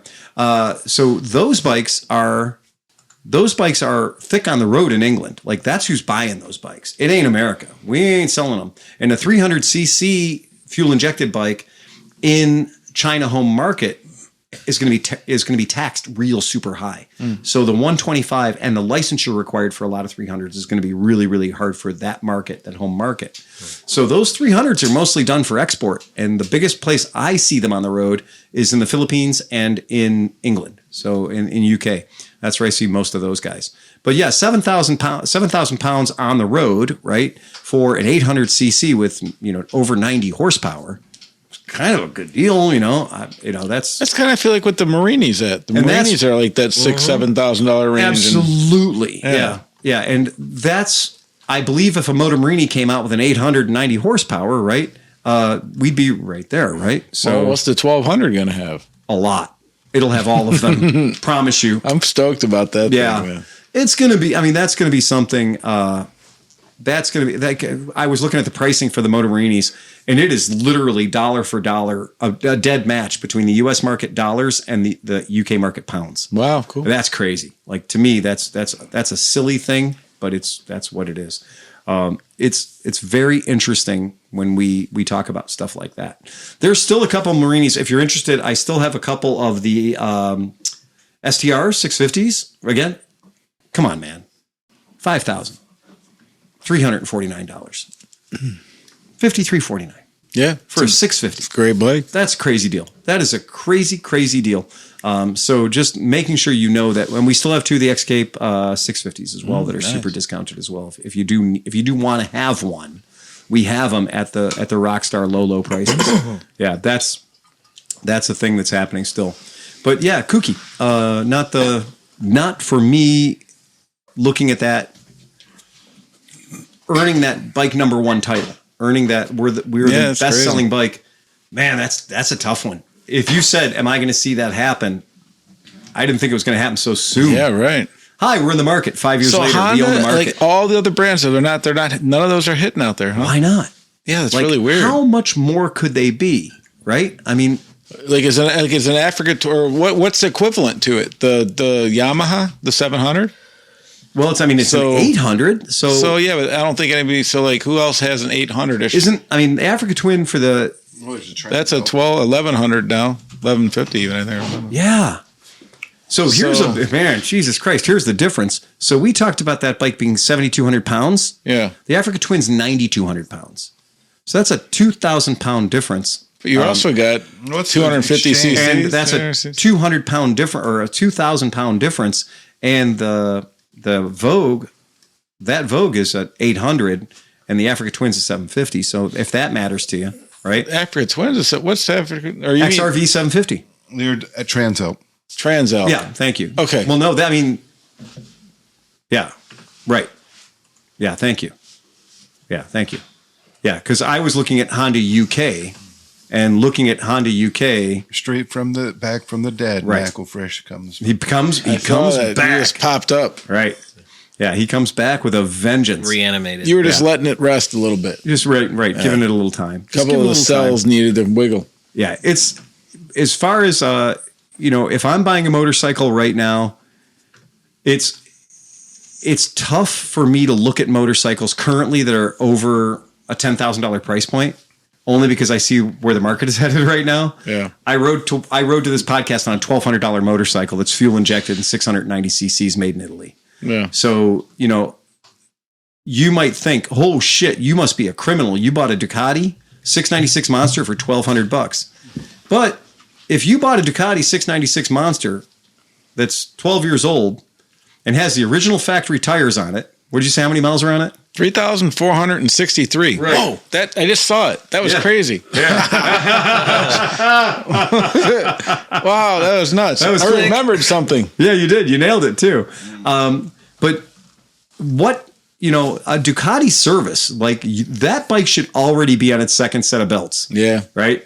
The Ducati service bill is a fucking offensive item. Like when you talk about like, well, yeah, I'm going to go in and get my Ducati Monster service done. This is not a cheap bike to own. This is a very, very expensive bike to own. You remember, Mark will argue that with you. I understand. He'll say it's not that bad and it's not that hard once you have a little bit of an understanding, OCD, and an amazing tool set. And an amazing tool set and OCD. He leaves that part out. I mean, it's not cheap. And we've seen it priced out wildly. I mean, incredibly crazy pricing for that. And for a Desmo service, we're looking in our neighborhood at our dealership. Desmo service is going to be 15,000 miles or 2 years, whichever comes first, because time is an issue. Mm-hmm. And that's at our local dealer. They're charging $1,300. Okay. So that's $1,300. And now that doesn't include the belts. Tom's looking over going, you want it cheap or fast? No, as soon as he said how much it was going to cost, I was like, yeah, usually the average used to be $1,200. So now it's gone up $100. Right. And that's where when you call it on that and you say, okay, let's now, instead of calling it a valve adjustment, let's call it a belt and valve service, because that falls into two different categories for them. Their then quote, their national quote goes up to $2,300. So that's a very expensive motorcycle to own if every 2 years they're expecting you to do that. Now, granted, you're probably going to be like, yeah, but it's 2 years or 15,000 miles, right? But you are playing it fast and loose with the rubber in those belts. And that's also for a 700cc motorcycle. Exactly. Yes, that is a 700cc motor. It is absolutely true. And it's a great bike. It runs great. I love it. It's super fun to ride, all of the above. But if you are not really willing to, our local Ducati dealer for an annual service, which does not include belts and valve adjustments, is $850. So, ouch. That's, that's 3 quarts of oil and a Fram filter. I hope that it's more than that. I really and a do. Computer reset. Yeah, I hope to God it's more than that. But that's what they're charging. That's what they're getting. And I've seen, I've had the customers come into my shop, including the guy we bought the bike from. So the guy we bought the bike from was like, oh no, it had the belt and valves done. I was like, great, show me a receipt. Because right now, everything, every piece, that bike, all the sealant that was on it from the factory, all the hardware that was on it from the factory, clearly virgin. Never been touched. This guy bought the bike, maybe did a service at 1,000 miles, maybe did an oil change at 1,000 miles. And I don't think it's had anything else done to it. Life got in the way. And he has 2 kids. Wife said, you have to stop riding life for a while. got in the way. Yeah. It did. Well, I mean, they put the battery change alone is a $300 job because you're paying $100 for the battery, but you're paying $200 to get to the battery. The battery is put in a horrible location. The gas tank comes off the bike to get to the battery. And that is not bueno. And that's also the plastic gas tank, which likes to swell. Yeah. And there is no replacement for that gas tank. It literally is. Ouch. So you replace it with the same gas tank. So we had a comment come in, and it said asking about the 2026 Kawasaki KLX 230 Sherpa.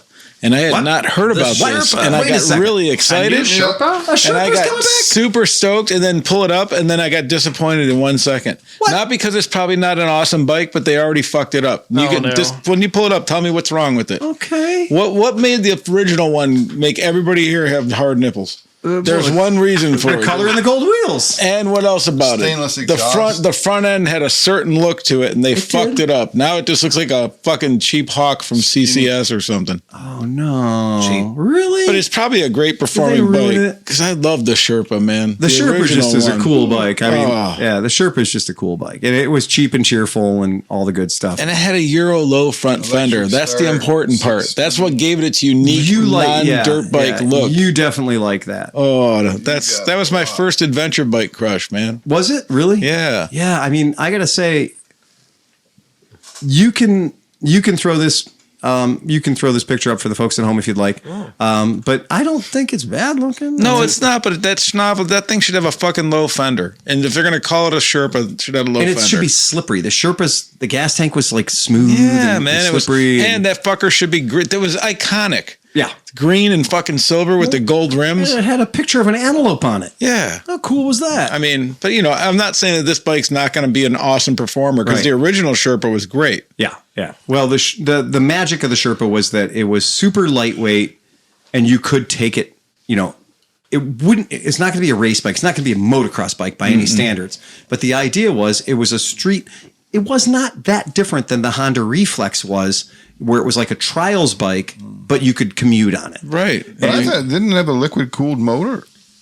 No, Maybe. I'm not sure. No, I think it was just a 250. Just Yeah. a little. Just emphasis a on bulletproof. emphasis on fucking- affordable. Right? Yeah. Nobody bragged about I the horsepower. chased one for a while, and they're really hard to find in They good are. shape. They're It's hard to like get. People used them. One of our customers Which I guess has is a one good with thing. like 93,000 miles on it. Yeah. And I'm like, you ever want to sell that bike? Just because I'm curious. And he's like, no, don't want to sell that bike. Yeah. But yeah, so that's what it is. But now here's the question is, what they going to get for that bad boy? Yeah. Because I mean, it is at the end of the day, it's a 230, so it's a KL excellent. It's a KLX for lack of a better term. So are we going to have to? It's $58.99. Yeah. So it's $58.99 for that thing. Well, and what's the 300 cost then? I don't know. I bet find you. out. I think it was like 59. Oh, was it? Yeah, if I remember correctly. Oh man! So a KLX 300. Yeah. Okay. All right. Yeah. The KLX 230 is $58.99. The KLX 300 is 57. Or sorry, the Super Motard 300 is $60.49. Okay. And then the KLX 300 is $55.49. And so to me, well, the street legal KLX 300, let's just do apples to apples, is lower. Holy shit. Wait a second. I know. So I'm trying to do the math. Wait a second. Flying. That's wrong. Wait, Kawasaki. What the fuck, man? So they go from upside downs on the KLX 300 street version. Yeah. Which $56.49. They lose 70 cc's, go back to ancient style forks. Okay? And the price goes up $250. What the fuck? Doesn't seem very smart. It doesn't seem right. You lose all kinds of suspension travel. That doesn't seem right. Like, how did you fuck that up? How did you fuck that up? Because the KLX 230, which is the same exact motor, right, as the KLX 230 Sherpa.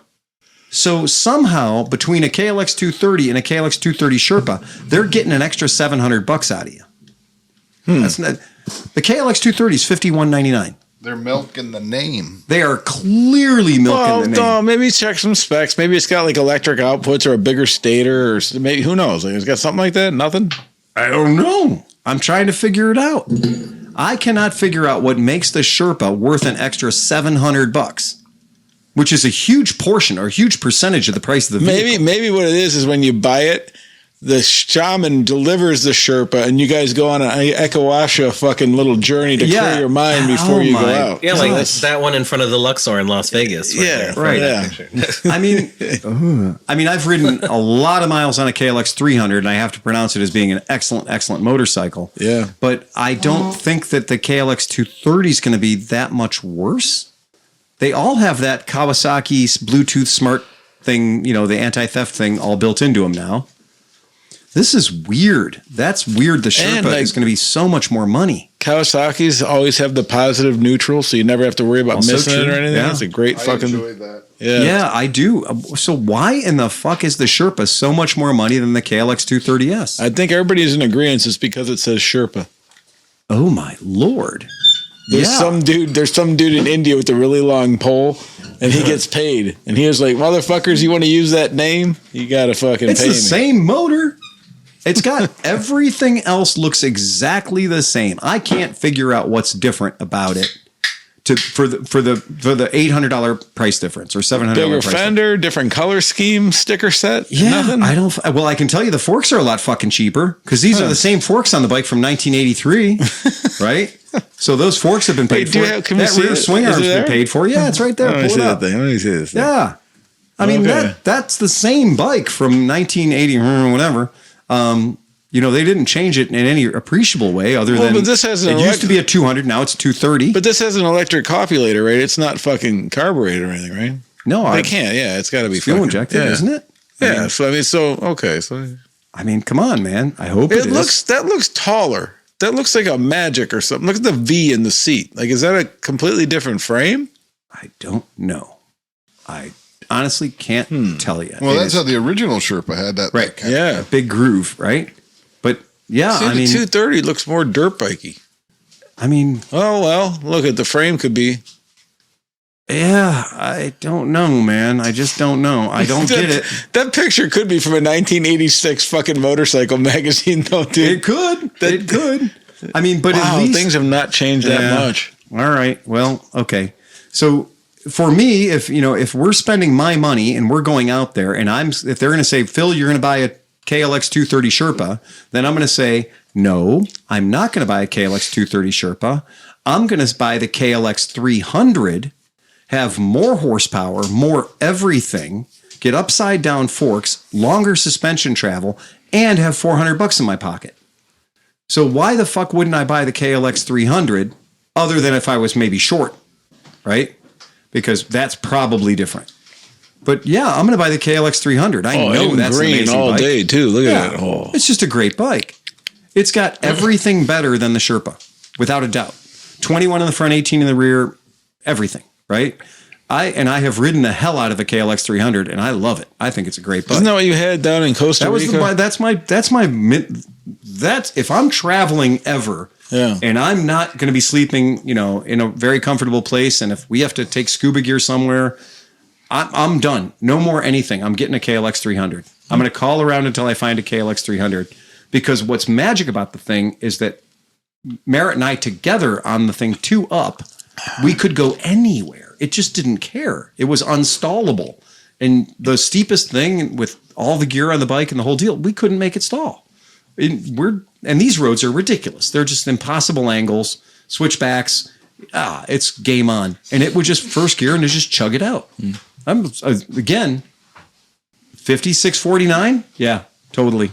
All day long. Worth it. Yeah, worth it. If you got to have one bike, we know our mechanic had a KLE 300, or that was a KLE 250 even, and he had no problem. He rode that thing everywhere. So, yeah, it's kind of weird that the Sherpa's costing so much money. Yeah, that's weird. Yeah, and these are all bikes. These are fuel injected bikes, and also 25 horsepower in the 300 versus 18 horsepower in the 230. Yeah, man, give me the extra 7 horsepower for $500 off the price or $400 off the price. Yeah, no doubt. That's a sore dick deal as it goes. Yep, Sherpa, you fooled us. Yeah, you fooled us, man. I got excited. If it would have had a low fender, we could have talked. I got fooled, man. That's all there is to it. I got fooled. That's it. There is no mistaking. No. And you know what? Even compared to the other, a Sherpa versus a non-Sherpa, not only is it 700 difference, but they have the same everything. Yep. Yeah, I don't know. Fuck it, man. I guess we got to buy old Sherpas. Yep. I did drop a new video today on Moto Stories, but it features Phil. Oh, yeah. So we took a different look at a way of what's a good Christmas gift? But we used his knowledge. So it turned out pretty cool. I think it was really fun. It was fun. Check it out. I did want to. Okay, so we talked about carburetors a lot on Sunday and everything. Yeah, and then you guys mentioned paper gaskets, and it was we were talking a bit about what my favorite carburetors are, and they're any of the carburetors that have the clips on the bottom. So your CB175s, your 305s, Hondas, your 1937 Chrysler Royale Coupe. They have the clip, and a glass sight bulb. Yes, I love it. Love it. But the other more and also actually extremely more important thing is they had no rubber. No rubber. Oh. So no rubber tip fucking fuel needle, no rubber. All metal. Even the float bowl gasket was a paper, flat cardboard paper float bowl gasket. Absolutely. So no rubber to fucking degrade. That's very that's smart. The other great thing about those carburetors. That's very smart. Yeah, that makes perfect sense. That's a big deal. So I had to watch because I had family, I had family things going on Sunday, so I had to watch it after I had to post game. Oh no, you watched it? I didn't think you. Oh no, I'm embarrassed now. I thought it was great, man. I know, I love this. It was fantastic. It was fun. What was funny was Dave Matheson. Of course, was right there. I knew Dave was going to just be waiting for that. But we got a really nice comment. A dude in Australia. Johnny Mac handed a couple things out that apparently he found very useful, and he said, "Thank you so much." So you're spreading your knowledge worldwide. Worldwide, there it is. The worldwide Honda Whisperer. Well done, indeed. I strongly approve. I think that's brilliant. Spread them. Yeah. Oh man. Oh, I did look on Facebook Marketplace, and old Sherpas are holding their value. So old Sherpas. You got a picture? It's cheaper to buy a new one. Let's look at how they're supposed to look. Yeah, you got it? I'll give you a second. Wait for it. Okay, here you go. Let me see this. Now, this is a Super Sherpa. Oh, yeah. 2001. So it's a Super Sherpa. Look at that. Now, that's a proper front fender. It needs to have the woolly bugger fucking things over there on the forks. On the forks. Oh, yeah. Look at that. But again, that's the same fork as the bike today. It's the same swing arm as the bike today. Yep. Right? But you know what? The one that I was after and I almost got from this dude had gold rims. Yes. Now, and that was the one that, I'd have blown loads everywhere. Yeah, the gold rims. The stainless exhaust. Yeah. All the way. Oh, yeah. Absolutely. Yeah. That's kind of the joke about God, the new one's got good-looking bike. Look at it, dude. This is a good-looking motorcycle. Look at that. Yeah, it's a good-looking bike. Just look at it. Just look at it. Just look at it. Just look at it. The 2009 Super Sherpas, they had the black gas tank. They lost a lot of traction. The late Sherpas, that was no bueno by me. But I did compare it. I looked at it. Well, it was like, because all the dirt bikes were like green and fluorescent green, which was cool, right? But it was like the classy bike. So it was like the classy Kawasaki green with like, silver accents and then gold fucking rims. I loved it. Man, that was fucking good. You got a little extra money. This is what goes in the back of your RV. Yeah. Yeah. Right on. Hard to argue. Getting an old one for the right price, right? Getting an old one for the right price is just what you want to do, because until you buy the brandy new one, they're all going to be carbureted anyway. Sherpa or an NX 250. Yep. Okay. Either one. Take your choice. Yep. For an NX?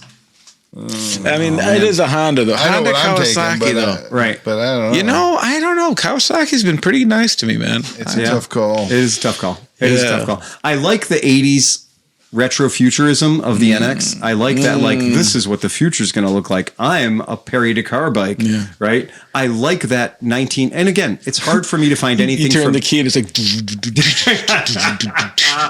It is hard for me to like anything that was at that 1989 Honda. Everything Honda produced in 1989 was like, yeah, fuck it. Let's see if they like it. Yeah.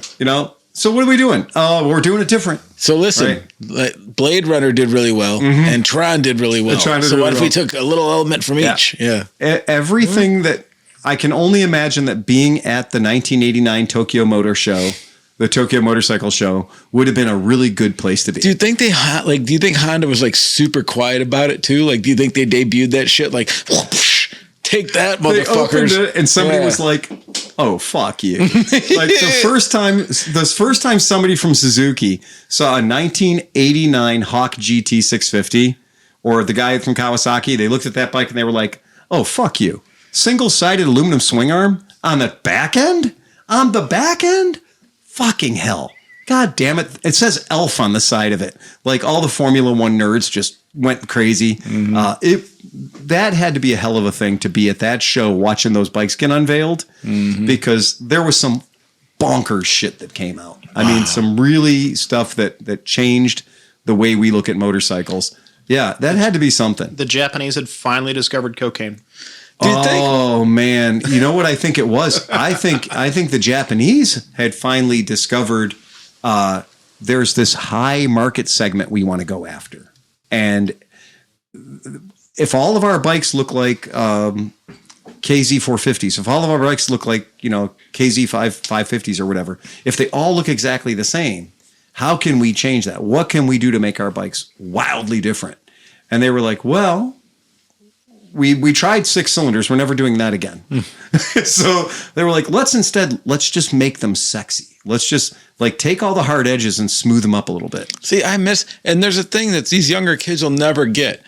Like the era, right at the era when super bikes, when it was AMA super bikes back in the day, and the ZX7Rs and the Honda, the 900s, they were all bubbly and fucking had nice rounded fucking, man, those bikes were so fucking good. And gorgeous. Now everything is just fucking angular. Yeah, and that to me is where I say I like the organic look of certain motorcycles. Yeah. Certain motorcycles I do like. I just don't want a box of squares. Right. I don't want a box of squares. I don't look like you just designed the whole bike with, right angles or all the angles. And to me, it's like, okay, well, we get it. F-117 fighter bombers are cool, or stealth fighters are cool. But, the motorcycle, to me, it's supposed to kind of look like an animal, right? I want a motorcycle that kind of gives and evokes, it might be a thing I'd be riding like a horse, or that kind of a deal. When I see something that is pretending like it has a drag coefficient of less than 15, but I have a drag coefficient of 75, and I'm riding it. Therefore, any work you do on the aerodynamics is going to be ruined because I have to be sitting on it. Right. You know who, to point about that. So even my ZX6R, my track bike, it's the fairings are wrapped around the exoskeleton and all that shit, right? But the new Yamaha, not you, but the one they just came out with again, that GP900, whatever, the fairings are like an old school fucking GSXR fucking they're just a couple of sticks with some fucking fairings stuck to them. I'm like, that's kind of fucking That's proper. Right. I want to look down and see like the engine and just a couple of fucking like, thin fairings just hanging out there on the sides. Like, I'm going to show you a picture of the world's most aerodynamic motorcycle according to the internet. And you're not going to want to ride it. you got it ready? It is ready. It's up right now. Okay. That is the world's most aerodynamic motorcycle. Is that the one with the hole in the middle? It is. That's the one with the tunnel down the middle. It's the Guppy. I don't know if it's actually called the Guppy. I'm calling it the Guppy.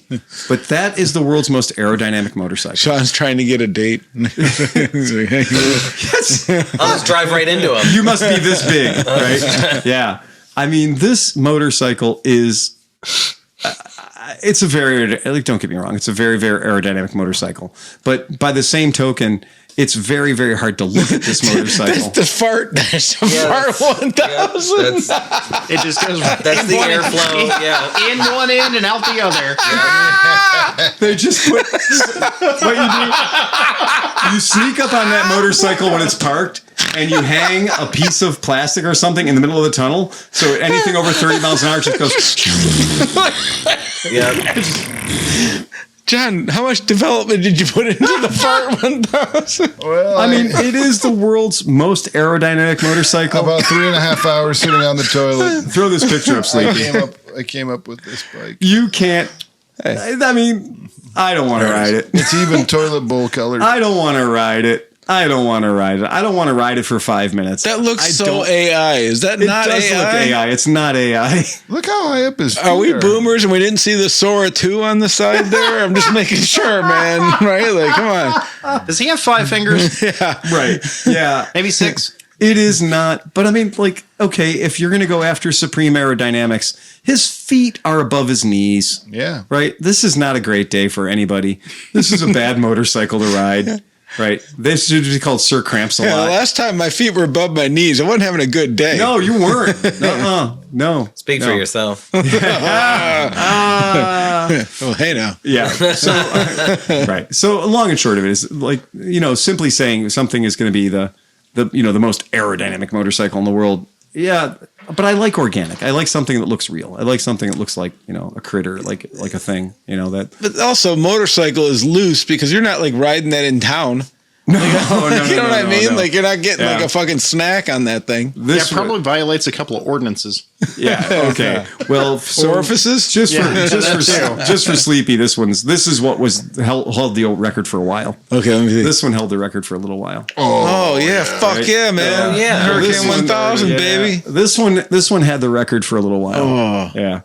And it's a beautiful bike. It is an organic. The red and white motorcycle. one though, that's Yeah. the iconic one. No, I I, had the I actually 600. like the silver one, and I know where there's one sitting in a garage. Yeah. For the last 20 years. Oh, Yeah. the plastic's probably disintegrating Yeah, at this Oh, point. the tank has got to be fucking It's, shite. Yeah. it's one of those motorcycles where you throw your leg over it and you hear 6 pieces of plastic break just sitting on the seat. Well, how about this? If you look at the one at Barber, even the one at Barber, like the 600, the mirrors are yellow. Oh, yeah. Because they get just, whatever rubber they used just did not even hold color. It just went away and turned back into I raw. mean, they didn't build them to last, man. They built it to be the cleanest, smoothest, the bike. It was meant to But be. you know what's weird? Like the Hurricanes, both of them, because I had the 600 and then, whatever, they held heat in like a motherfucker did. because they just were wrapped in Just Tupperware. wrapped in Tupperware. I met a guy who had 80,000 miles on one. Damn. He's like, Oh, really? Oh, yeah, I love it. He's like, 80,000 miles, no problem. Impressive. Wow, man. Impressive. Yeah. Merritt had that CBR 400. Merritt had this one, and it was actually called the Arrow, which is kind of awesome. Oh, come on, man. We got to do better than that, guys. Sorry, I'm a little slow on the draw right now. I'm going to apologize in advance for the low res of this shot, but Merritt had this exact motorcycle. So this is the Honda 1986 Honda CBR 400R Arrow. God And damn, that's fucking sexy as fuck. It's super sexy. That's bike. like my bike, but That cooler. was the first CBR was a 400.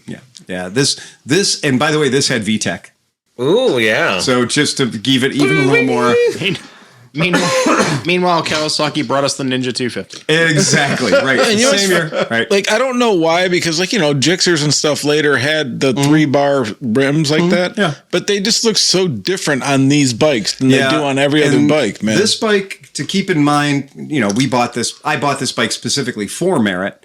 But this is an inline 4-cylinder. This is liquid cooled. This is 16,000 RPM, right? And it obviously is aerodynamic. And her bike was in this exact same colorway. That was cool. That is a very Foxy Merit bike. Yeah, it was super cool. Well, I mean, it's the exact. That's what my 600 looked like. Exactly. And she was riding this bike every day to work in Sandusky. Love. From our house in Avon Lake. Yeah. I rode mine every Easy day. for you to say. Getting a boner just thinking about it. I rode mine every day until I was court ordered not to. Ouch. Yeah.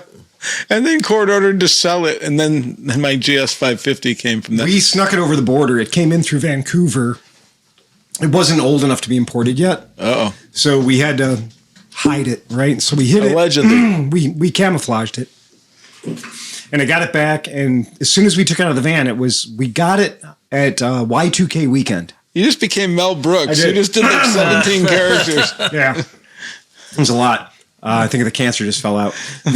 So we took it. We took it out of the back of the van, like January 4th. Yeah. Right. And it happened to be the street was clear, and I was like, I gotta ride. I just gotta ride it. Right. So it's okay. Lake Road was perfectly clear. Pulled it out, started it up, and it's just 400cc 4-cylinder. It's just Gear wine. Yeah, exactly. Because gear-driven camshaft. Oh, so good. So good. And I was like, I was like, oh, because she had a CB1. So she had the American version of this bike, but with no VTEC and none of the zhuzh. And so I took it down Lake Road, and I'm like, and first gear, second gear, and then third gear, out of my corner of my eye, I see a red light. And I'm like, something broke. Right? Fucking something had to break. I mean, whoever sold me this bike fucked me over. They knew I was leaving the country with it. I had shipped from Vancouver to Toronto. I picked it up in Toronto and snuck it across the border into the States. Allegedly. So I slow down. Oh, something's not right. Try everything, everything seems fine. Red light again. Fuck! Now it's kind of dark. It's in the afternoon. So I pull over under a street light and I'm looking around on the dashboard and I see a light that just says the word speed. You are going a speed. You are going fast. I had violated 100 kilometers per hour. Mm-hmm. And Japanese vehicles have a tattletale that warns you audibly and or visually that you're exceeding 100 kilometers per hour, the federally mandated Japanese speed limit. Mm. So there was no problem with this motorcycle. It just had a red light that came on at 100 kilometers per hour. Since the Speedo was only in kilometers per hour, it was no problem. So I put a piece of tape over that red light so Merritt could drive it to work every day and not have to be bothered, because the red light looks exactly the same as the overheating light or the engine light.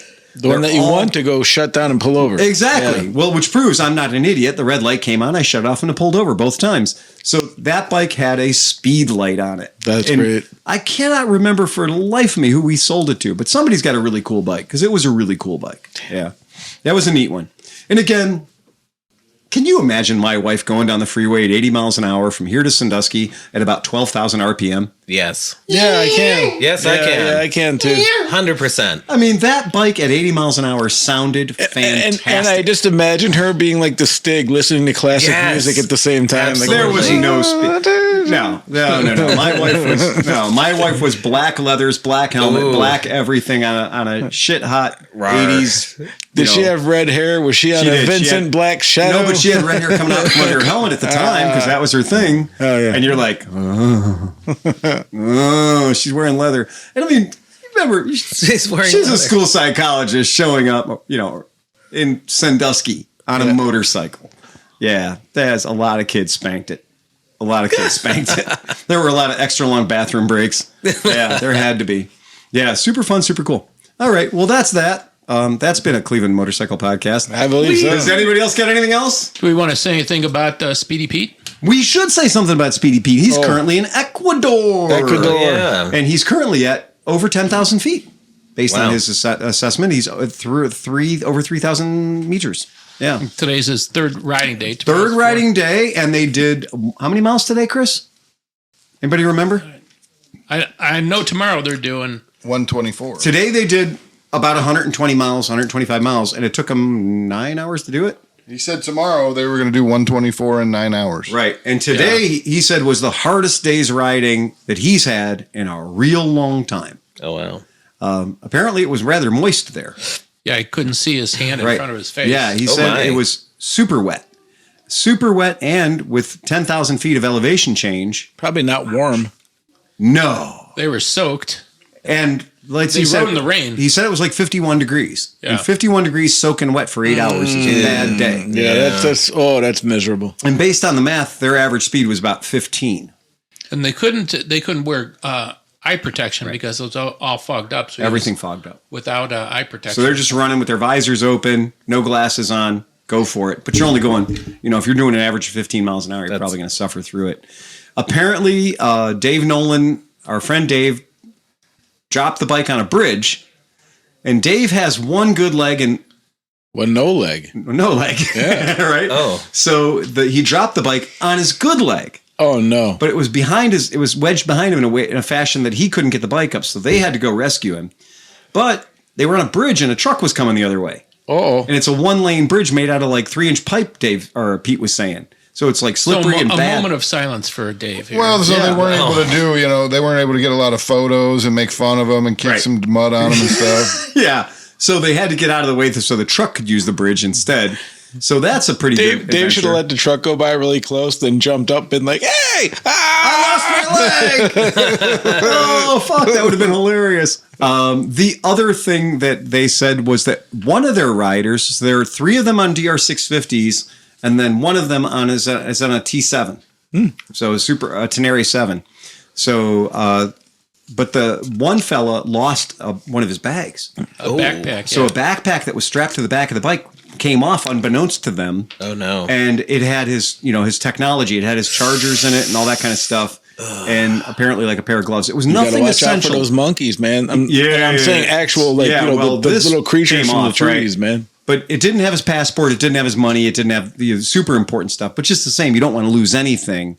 And that's the thing. Like, if you're going to strap your shit to your bike and you don't want to lose it, spend an extra 10 cents, get a couple of inches of paracord, and make a harness for that item to the bike itself. So if it drops off, it doesn't go away. Or I'm not kidding. That dude, Danimal, the guy I bought boots from that did the round the world trip or whatever, right? Yeah. He had a post one time where he was like, monkeys steal shit. Like monkeys tried to steal my fucking backpack. Yeah. And I got kicked out of a bar because I did not want to let the monkey steal my backpack. So I put up some resistance. Right. I didn't try to decimate the monkey, but I did put up the correct amount of resistance for a Costa Rican monkey. And the people in the bar thought that was completely unacceptable, and I was asked to leave the bar. Wow. But meanwhile, I'm certain that these monkeys were on somebody's payroll because these monkeys were real good at getting backpacks out of the bar. And the bar staff was way too interested in like yelling at me, like, leave the damn monkey alone. And I'm like, I know what's in that backpack. Stop touching your monkey. That monkey ain't getting away with my backpack, even if I got to bounce that monkey off of every vertical substance in this building, right? Right. And I did. I mean, I gave that monkey a hell of a ride. This sounds like a Saturday Night Live skit. Like you're just sitting there punching a monkey. No, I didn't. I had him on a backpack. Look. Give me a lever long enough and I'll move the world, right? Give me a lever long enough and a place to stand. And if you give me I have long arms. You do. Right? Rather ape-like arms. And then you put a 2-foot backpack strap on the end of that. A little monkey at the end of that is going about 175 miles an hour when he hits the beam that holds the bar up. Oh, no. Right? And I thought that was going to be the quickest way to eradicate the monkey from the backpack was if I used a violent impactive force against the monkey, because I would let go. And I'm honestly shocked the monkey hung on as long as he did and as hard as he did. But he did eventually DD-mow. Shock the monkey. Oh, I shocked the monkey, all right. But then the whole time, again, I was told that I was wrong. Everybody was like, well, not everybody. The bar staff was like, no, you can't do that. In some places, you cannot. They're not allowed. And to I do said, that. So what? You're supposed to just say, okay, let him take my backpack. My point. You're supposed to watch your backpack and all your shit leave. But I know monkeys. If you can train crows to bring you dollars, right, then getting a monkey to bring you a backpack is nothing, right? Mm-mm. And they're like, oh, he's just going to go over there. He's going to see if you have any water or food in it. And then he'll leave your backpack and you can go over there and get your shit back. And I'm like, bullshit. I don't believe one word of that because all I've been doing is talking to other tourists who've lost their backpacks and their fanny packs and rucksacks and never seen them again. Right. There's no deposit on your backpack according to monkey code. And you're like, did you see that monkey? He was wearing 2 watches around his neck. Yes, exactly. No, but I saw the guy with the monkey wearing my watch. Yeah, right. So I'm pretty sure I know what happens to the backpacks. There is no thrift store where you can get all the backpacks that the monkeys turn in for bananas. It doesn't work that way. So I thought I was dealing with the situation in the best way possible and maybe even giving a teaching moment to the monkey. Because that monkey damn sure is not coming back in that bar. So not coming your way. Yeah. Well, again, yeah. Well, you're not going in that bar either. Well, no, I've been banned. So now you got to fight in the streets. So let this be a lesson to you. If you're gonna, I'm just gonna put on a T-shirt that says "Backpack Recovery Guy." if you're gonna have a monkey In the knife mud, fight, blood, and the beer. go outside. right. Again, if you feel like you need to fight a monkey, don't do it in the premise. Yeah. Go outside. Give the monkey some space. All right. With that, folks, ride fast and take chances. Play us out of here, Johnny. Bum, bum, bum, bum, bum, bum, bum, bum, bum, bum,